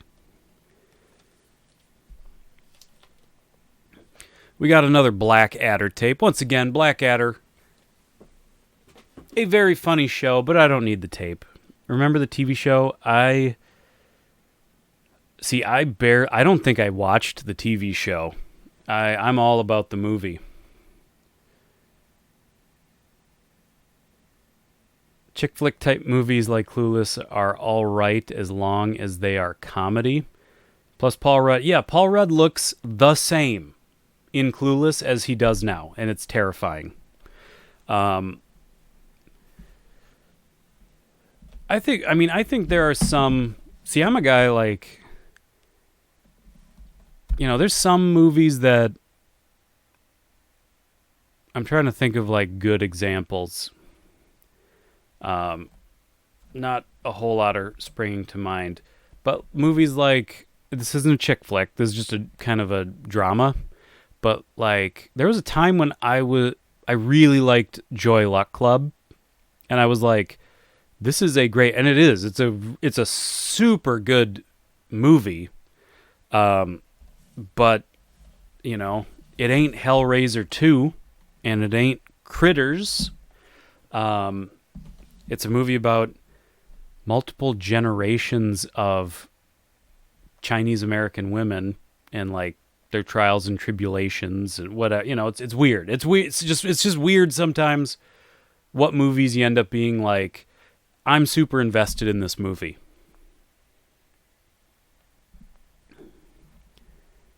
I liked Mermaids with Winona Ryder and Cher and Bob Hoskins. I don't think I ever watched it, to be honest with you.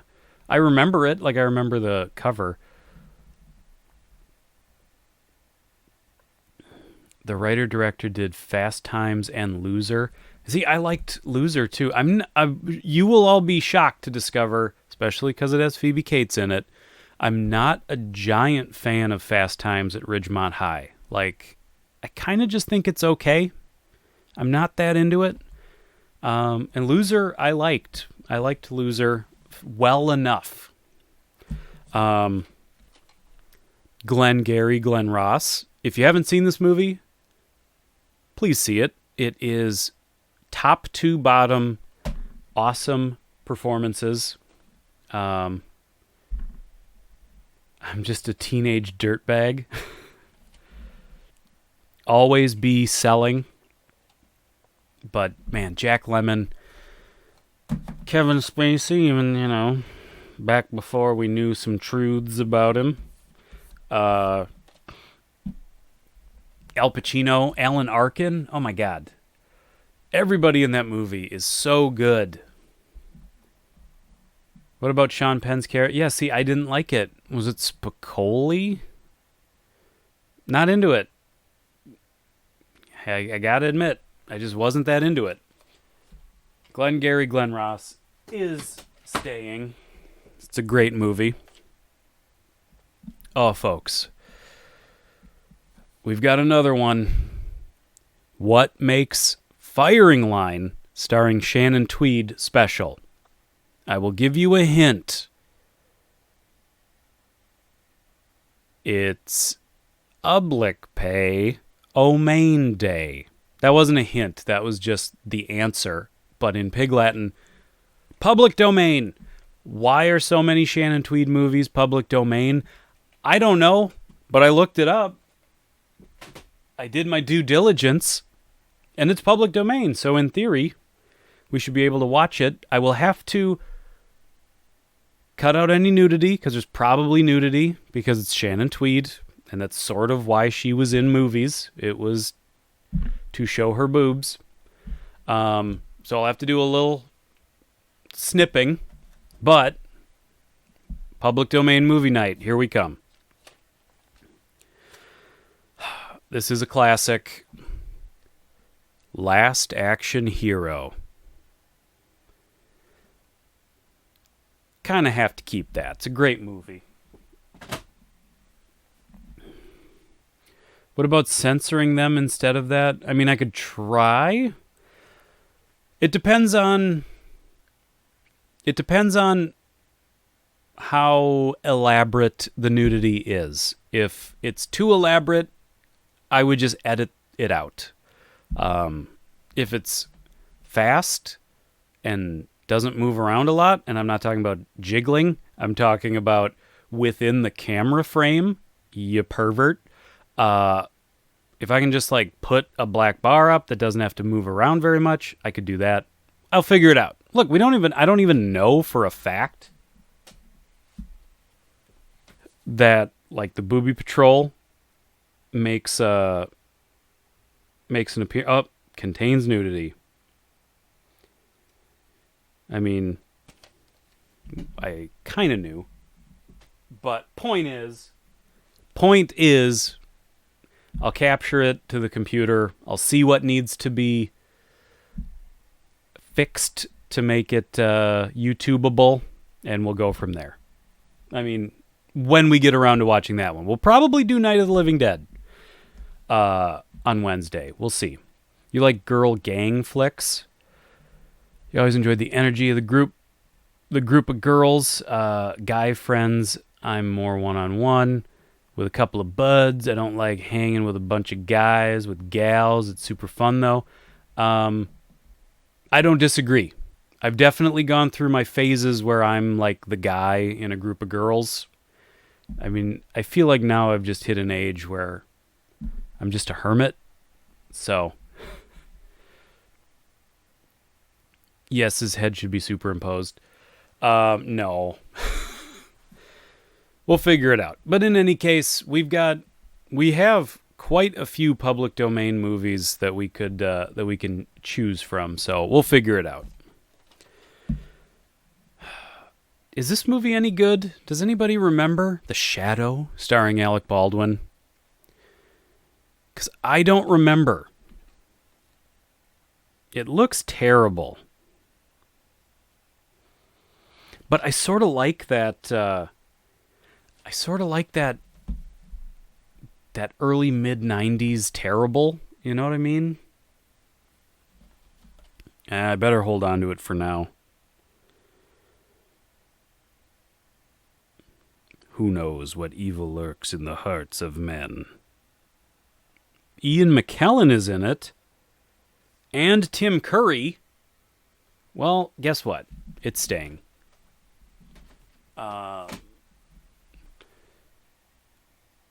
It's Melinda's unamused face.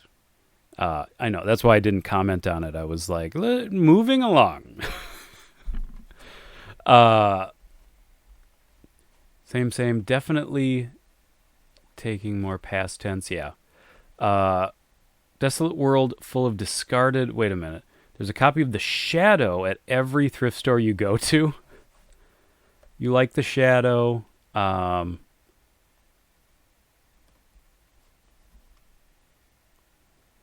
Directed... Tim Curry movies are always keepers. Ain't that the truth? Yeah, we'll hold on to that. And then, I mean, this one's automatically excluded because it's got that damn Warner Brothers hits up at the top. But Steven Seagal, Out for Justice. This is probably a terrible movie, but I have vague memories of watching it at a friend's house when I was young and thinking it was badass.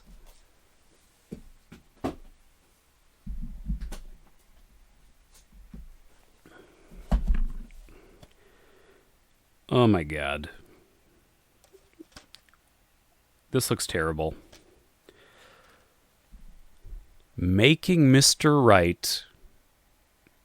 And that is John Malkovich as the man robot. What's a woman to do when her ideal man is tall, blonde, handsome, and requires batteries? Oh boy. No, I don't think I can hold on to this, right? We should all pick one tape we come across constantly to collect an absurd amount of copies just for the hell of it. That is when he was badass, early 90s. Read in movie trailer announcer voice. Okay. Yeah, the cover is gross. I can't do it. I can't. I want to. It's hot. And I didn't practice. No, it's actually just after 2 hours of live streaming, my throat starts to like completely dry out. In a world, I can't quite get it. In a desolate world full of discarded VHS tapes, he is a Minnesota hermit destined for video store glory. Almost. I could almost do it. It would be better if I just woke up. I've passed up a bunch of good movies because those damn hits or classic tags. Yeah, I hate it. Yeah, Malkovich is hit and miss, that is for sure. I'm sort of disturbed enough by this where I kind of want to watch it.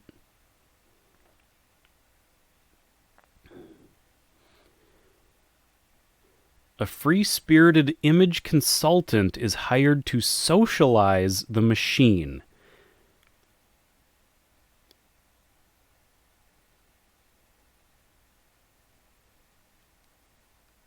Oh. So she gets hired to teach a robot how to be more human, and then she starts falling in love, and he starts falling in love with her. I don't want to watch it anymore.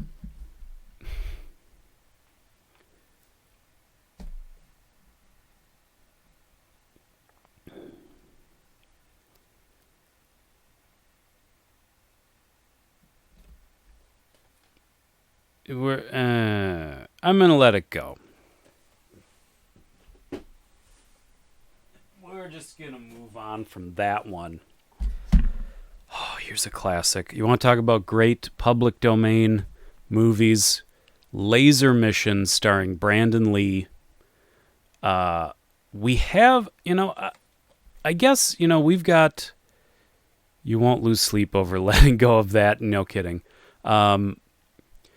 We have watched Laser Mission on a public domain movie night on the channel before.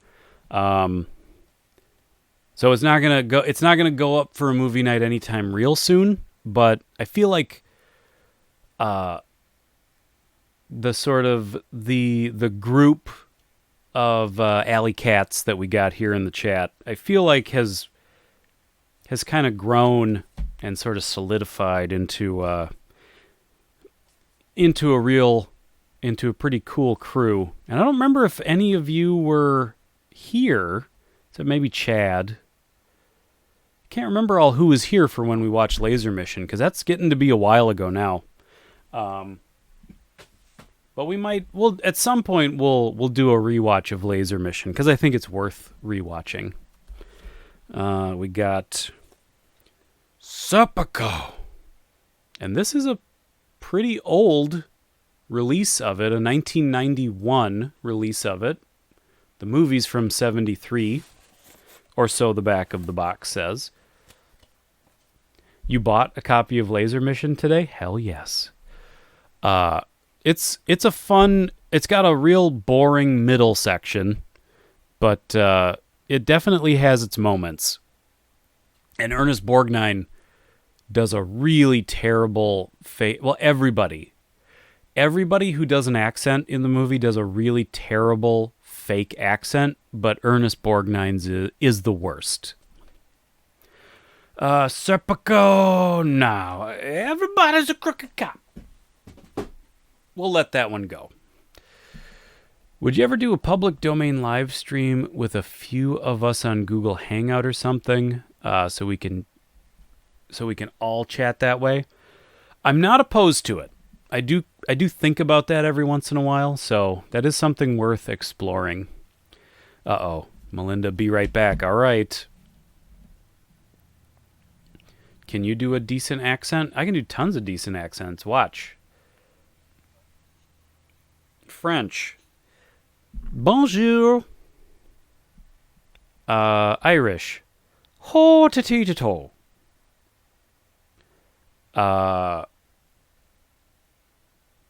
Russian. Brishki, brushki, brishki. Polish. Brushki, broshki, brishki.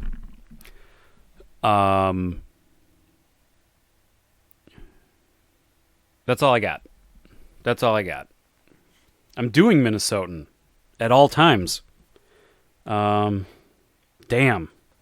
Another Warner Brothers hits, so we're not going to keep it, but The Specialist with Stallone and Stone. Stone and Stallone. That's, you can't put them in a movie together. Stone? Terrible. You want me to do like super Minnesotan? Like, oh, I grew up right next to these stockyards. That's a quote from Drop Dead Gorgeous. I love my St. Paul pork products. You're darn tootin'. A funny ass chick. I'm like the man of three voices. I feel like somebody told me I needed to watch this. I feel like when I did my VHS pickups video, I showed this movie, Dennis Hopper, Gary Oldman, Chattahoochee. Looks like it has Frances McDormand in it as well. I think. Yeah. Speaking of Minnesota accents. It's not a gay Minnesota accent. It's just how we talk. The cover looks erotic. Melinda, you didn't miss anything. I promise. Yeah, it looks like something. It looks like some caged heat might be happening in this movie, but I think somebody was like, that movie, you need to watch that movie. I think, or they were just like, that movie's awesome. So I'm gonna hold on to it. Ooh, we've got an X-Files tape. Couple episodes on there.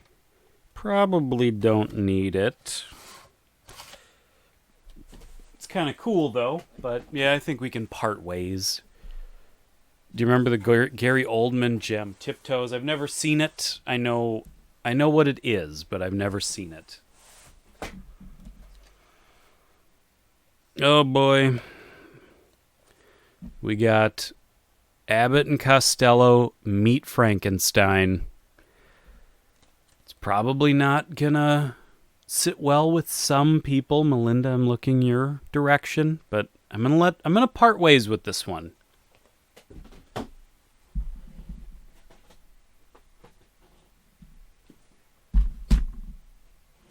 Oh man.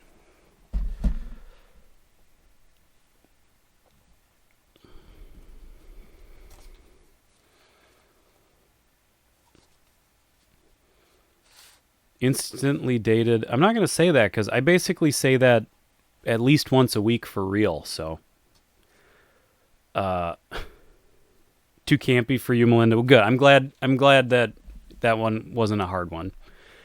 The Never-Ending Box. It's almost ended. We've got just a few more, so we'll probably be here another hour. Speaking of Dennis Hopper. Let It Rock. What is this? Does anybody know what this is? Dennis Hopper is the ultimate Hollywood agent and street hustler extraordinaire, Kenneth Barlow. His current scam transformed the quiet, uncharismatic keyboardist Moody Mudinsky into White Star, the next blazing supernova in the rock music firmament. I mean, it sounds kind of cool. It's not rated. That's weird.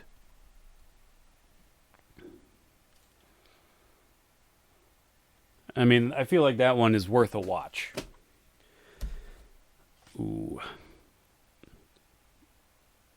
Once again, a movie I don't remember a whole lot about, but I remember liking The Adventures of Buckaroo Banzai. I can't part ways with this one just yet. I feel like after I watch it again, I'll probably be able to let it go. But I want to give it another watch. Oh man, here's a video.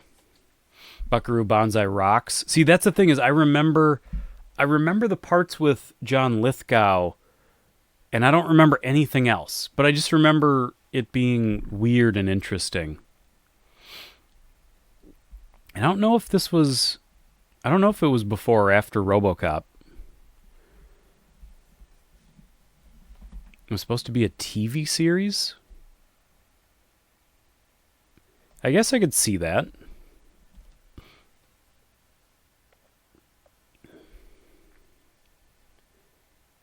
Oh, I don't know.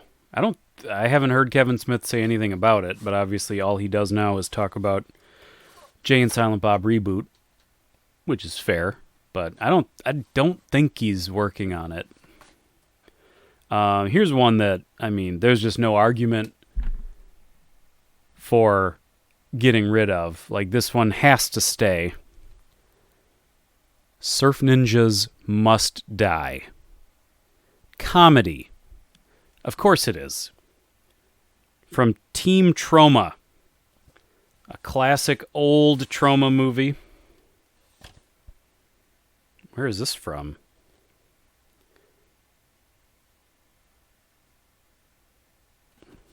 Dang, another company put their sticker on top of another more interesting looking company's thing. Video Express. Interesting. Well, yeah, come on. Surf Ninjas Must Die.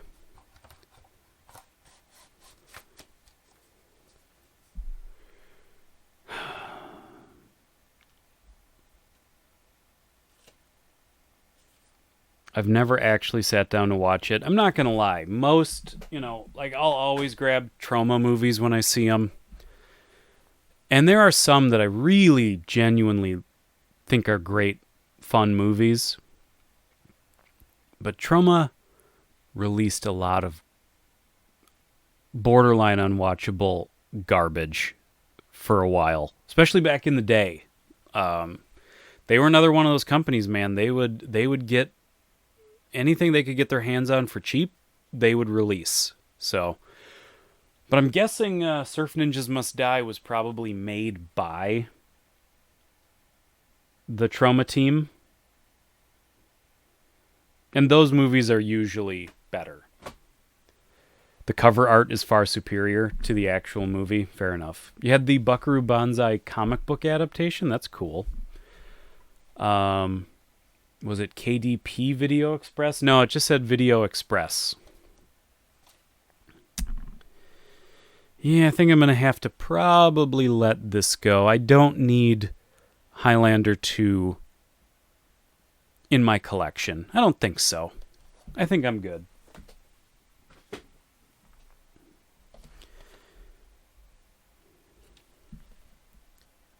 Death Becomes Her. This movie is hysterical. It's Bruce Willis's. It is the most actual acting Bruce Willis ever did, ever. He's almost.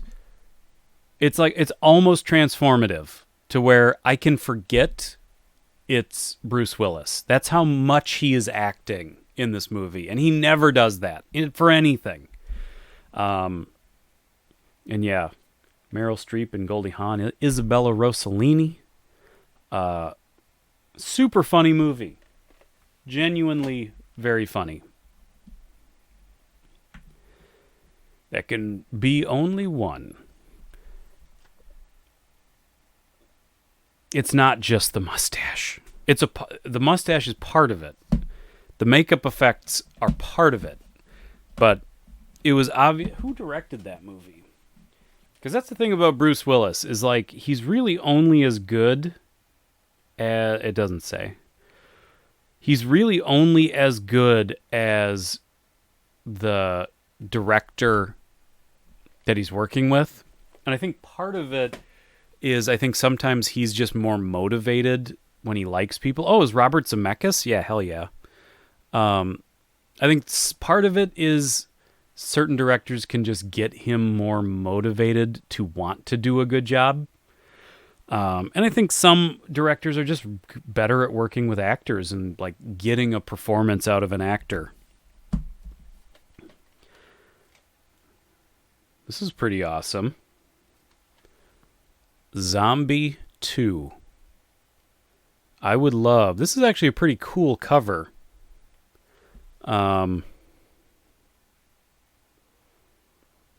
This is from 1992 that this tape was released. I just heard that Bruce Willis and Kevin Smith actually kind of talked, which is cool. But at some point, I would love to track down. There was I think this was just called Zombie at one point as well, or maybe this is Zombie 2, but this image is from, I think, just Zombie 1. Not as cool as the original Zombie box, and that's what I was just going to say, Tony. The original Zombie box is forever burned into my brain from the video store. I rented it from... I grew up next door to a video store, and it was from that, not the Video Update. This was like a mom and pop place. That's where I rented Zombie from, and really kind of changed my perspective on what a movie could be, because it is raw. But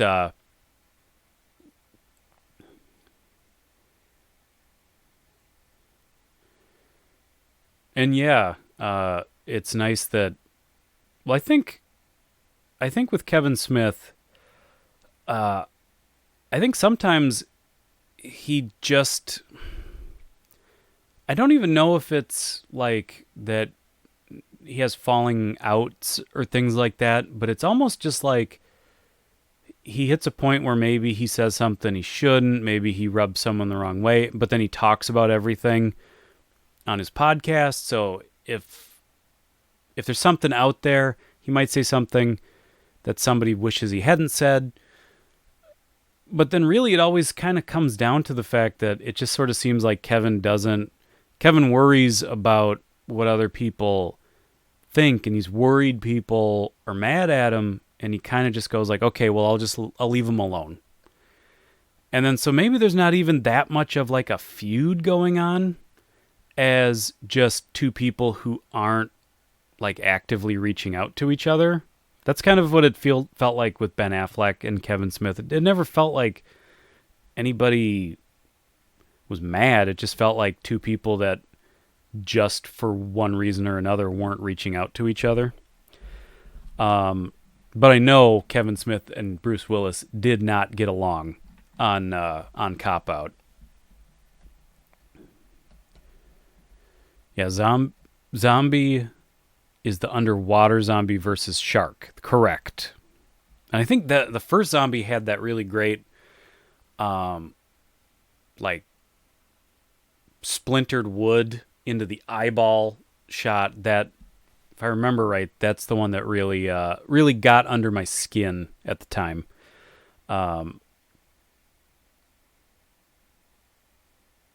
Zombie 2 is an unofficial sequel to Dawn of the Dead. Interesting. Now we also have... This movie looks great. It's got to be so bad. Demolition High. School's out forever. I'm in. I'm on board for this movie. It looks bad. It's got Alan Thicke. Dick Van Patten? Oh my god. Corey Haim is the star? Yep. I'm in. Yeah, I'm watching that movie. Fast Times at Demolition High. Dawn of the Dead was called Zombie Internationally. Well, I think there's a different zombie, though, too. That was its own movie.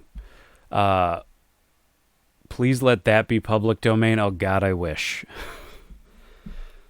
I mean, I could double check, but it's from 1995, distributed by Artisan.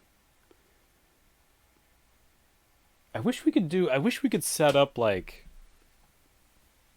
I wonder, do you think a private live stream is still subject to like automatic copyright stuff? Like if I set it to private and then like ahead of time let people know, and people who wanted to be a part of it, like I could, like greenlight them or whatever you have to do to get into the live stream.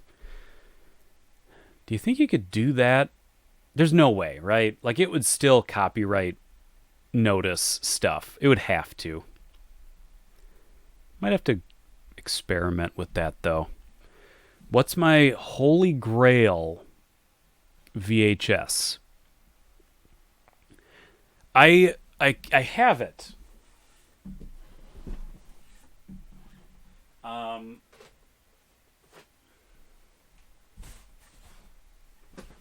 I really can't say that there's a holy grail out there that I'm still trying to find. I could probably think of like something very specific if I thought about it. But really for me, it was always one specific VHS tape. And I got it a while back. And it is Return of the Living Dead in a rental clamshell. That's what I always wanted. That was always going to be the crown jewel of my VHS collection, and I have it. So, but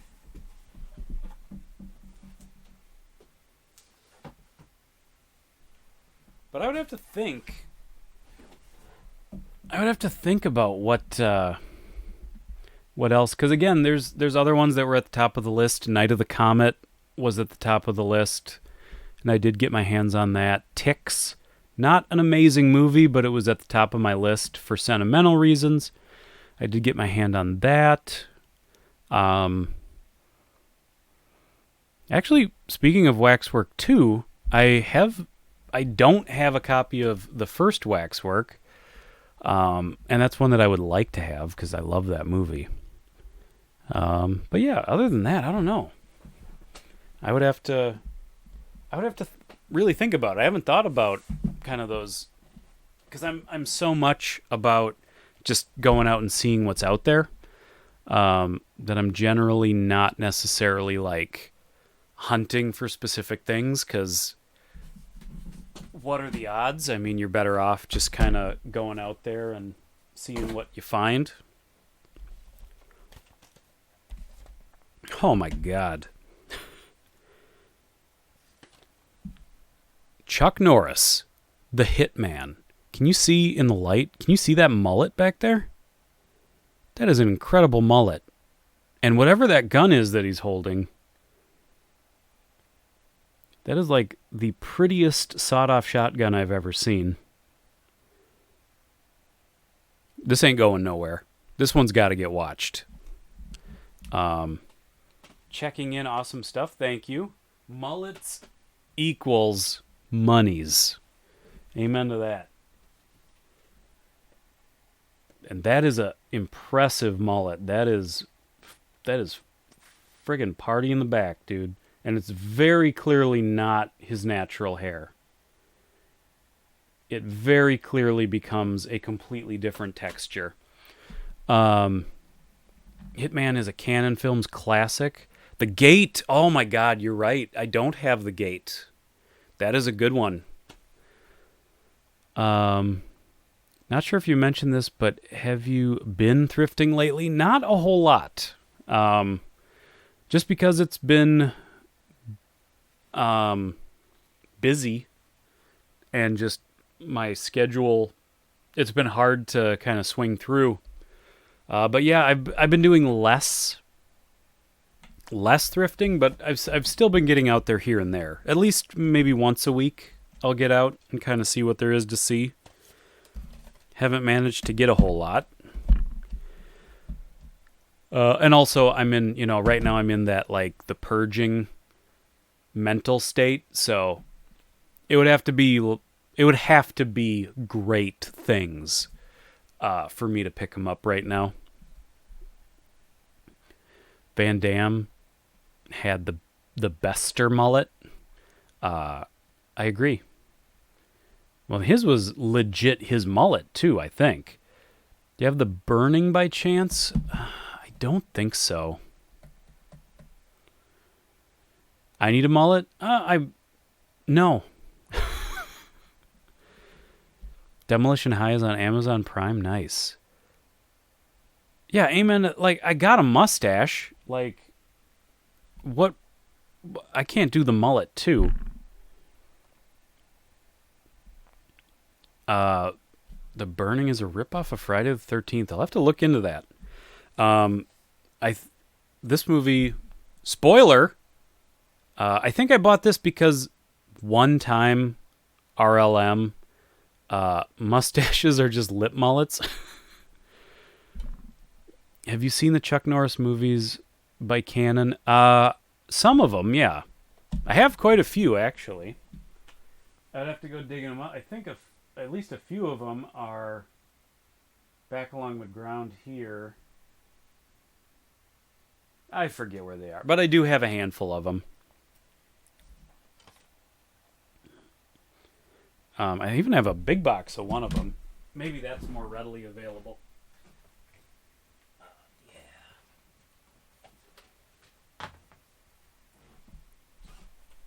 Here it is, folks. The big box of Chuck Norris, Missing in Action, Canon Films. I know I have Missing in Action 2 back there. I forget. A couple others. Oh my God, the pants.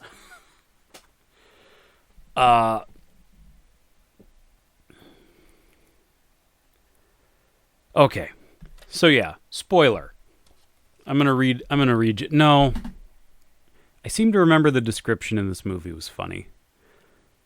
This emotion-charged, pulse-pounding, 21st century thriller is sure to have you in fear of the future when an innocent man is sent to the toughest penal colony in the universe. Yeah, I started internally giggling a little bit.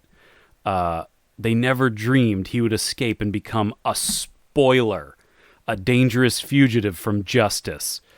Now daring escape, terrifying recapture, blah, blah, blah. Merciless bounty hunters, blah, blah, blah. I like that they just call, like, escaped convicts spoilers. I think we should start doing that.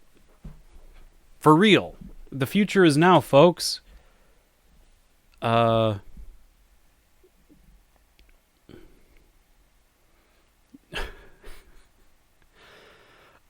you want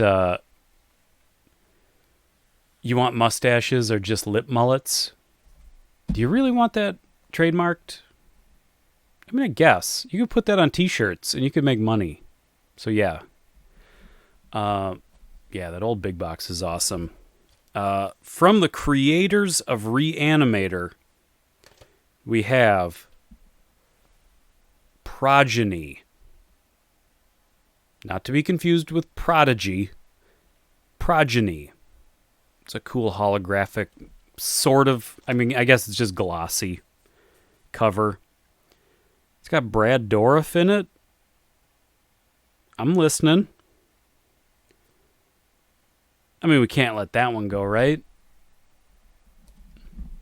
Remember Mullets Equal Money? Yeah, that's another one. You've got a whole t-shirt line like half figured out right now. Now you just need like a kawaii little animal, like a little beaver, and then it can have a little mustache and then a little mullet on one. Oh man. You make so much money. They'd sell it at Target. Yeah, that's a nice cover. Brian Usna. It is.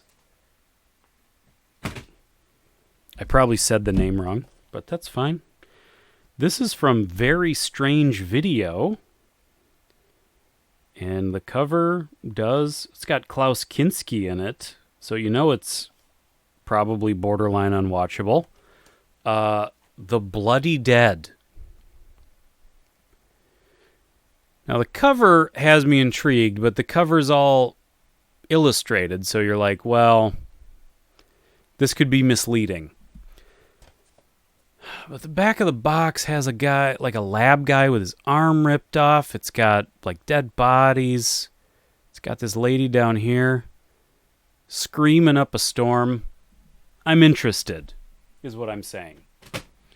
In addition to the back of my hair always growing faster, I'm starting to thin on top. Oh no, it's like a natural mullet is forming. It's like nature's mullet. You know, my little nephew, who's like a baby or like a little toddler, he's walking, but the back of his hair has a different quality to it, and when he gets his hair cut, it looks like a mullet, and it's kind of a bummer. And this is it. This is the last. Oh my God, we ran a little long tonight, but that's okay because, you know, it's all about us hanging out. It's all about being together. But this is the last video in the box. So we cleared out this box, and it's from Rainbow Video in Pine Grove, California. So check it out. I'm sure it's still there on Highway 88. How many more boxes to go? Well, for tonight, no more boxes. We're going to wrap it up here. But I have one more box that is the same size as the box that we did tonight. And then I have probably 6 to 8 like Rubbermaid totes of VHS tapes. So for real, we could do these sorting videos twice a week for probably 2 months. Who knows? So we are going to probably Sunday, we're probably going to do some gaming. Oh, you know what we're going to do? I dug out, because you know my rules. I play on emulators, but I don't play games that I don't own in real life. So,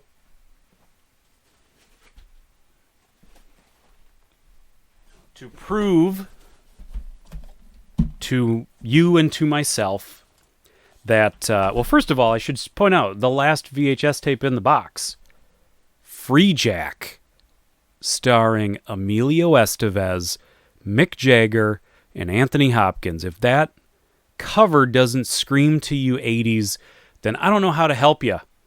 Because look at that. I think I'm going to let spoiler go, by the way. Just to kind of clean the VHS table here. Free Jack is good. Hell yeah. But point is, I think for gaming night, normally Sunday mornings are gaming, retro gaming. And I think for a little while, it's going to be Atari Lynx gaming. Because I was an Atari Lynx kid. That's right. Brian always has to be weird. I didn't have a Game Boy back in the day, but I had an Atari Lynx. And I have many games including Paperboy, a favorite on the channel. You were one of the 2 Atari Lynx kids? Shut up. I knew 3. It was me and 2 of my cousins. We were like enablers for each other. We were like, no, Lynx is the best.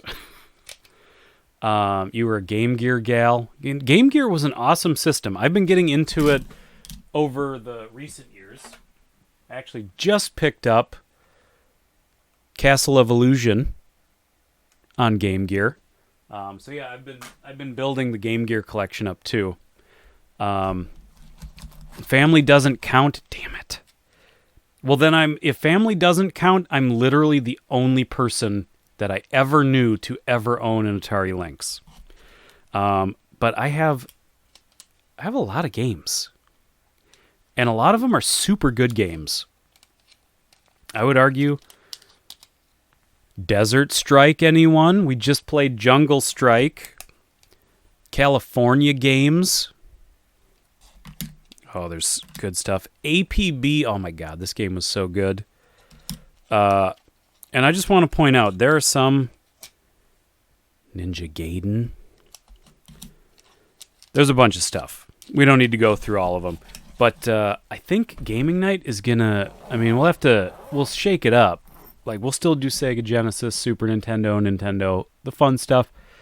But we're gonna have to start working in some Lynx games, because my god, I'm itching to play Lynx games. So, we'll figure out something to play on Sunday. And then I think this coming Wednesday, or a week from today, I think we'll do a public domain movie night. I think, I think we can take a little break from the VHS sorting for a couple live streams, and then we'll get back at it. Loved Castle of Illusion. It's a good game. I feel like I've only ever played it on maybe Super Nintendo, but I remember liking it. Is it even possible to do live game? Well, with emulators, yes. So that'll be the thing. Is I'll get with Lynx and Game Gear and Game Boy. I mean, I already have the Game Boy emulator set up. My rule is always I need to own the game. If I'm going to be live streaming it, I'm not going to lie. Do not tell the authorities, but I do have some ROMs of games that I never owned. But for live streaming purposes, because I'm all about physical media, I feel like it's only right that I own the games that I play on the emulator. Recently played an emulator. You're almost at... Wait a minute. You're at 3,000 laser discs? Is that what you said? I've been trying to stay out of your conversation, but I read that. And that is awesome and also terrifying. Recently played an emulator of Super Mario NES hacked to feature Lou Albano as Mario. That's awesome. Does the Atari Lynx take as many AA batteries as the Game Gear? It does. It is a battery hog. That was one of the worst parts of it back in the day. A lot of the time, I have the the AC adapter, and most of the time I was just plugged into the wall. But man, there were so many good games. Well, I guess we only got through one box, but it was a big box, and it was fully packed. I clearly, when I filled that box up, whenever it was, a couple years ago, I clearly played a very strategic game of Tetris to fill every possible nook and cranny of that box. So we got through a lot of tapes. Melinda is the Laserdisc queen. Ain't that the truth? I can't compete. I mean, I'm going to show... Now I feel like I'm going to have like inferiority complex if I do a Laserdisc collection live stream.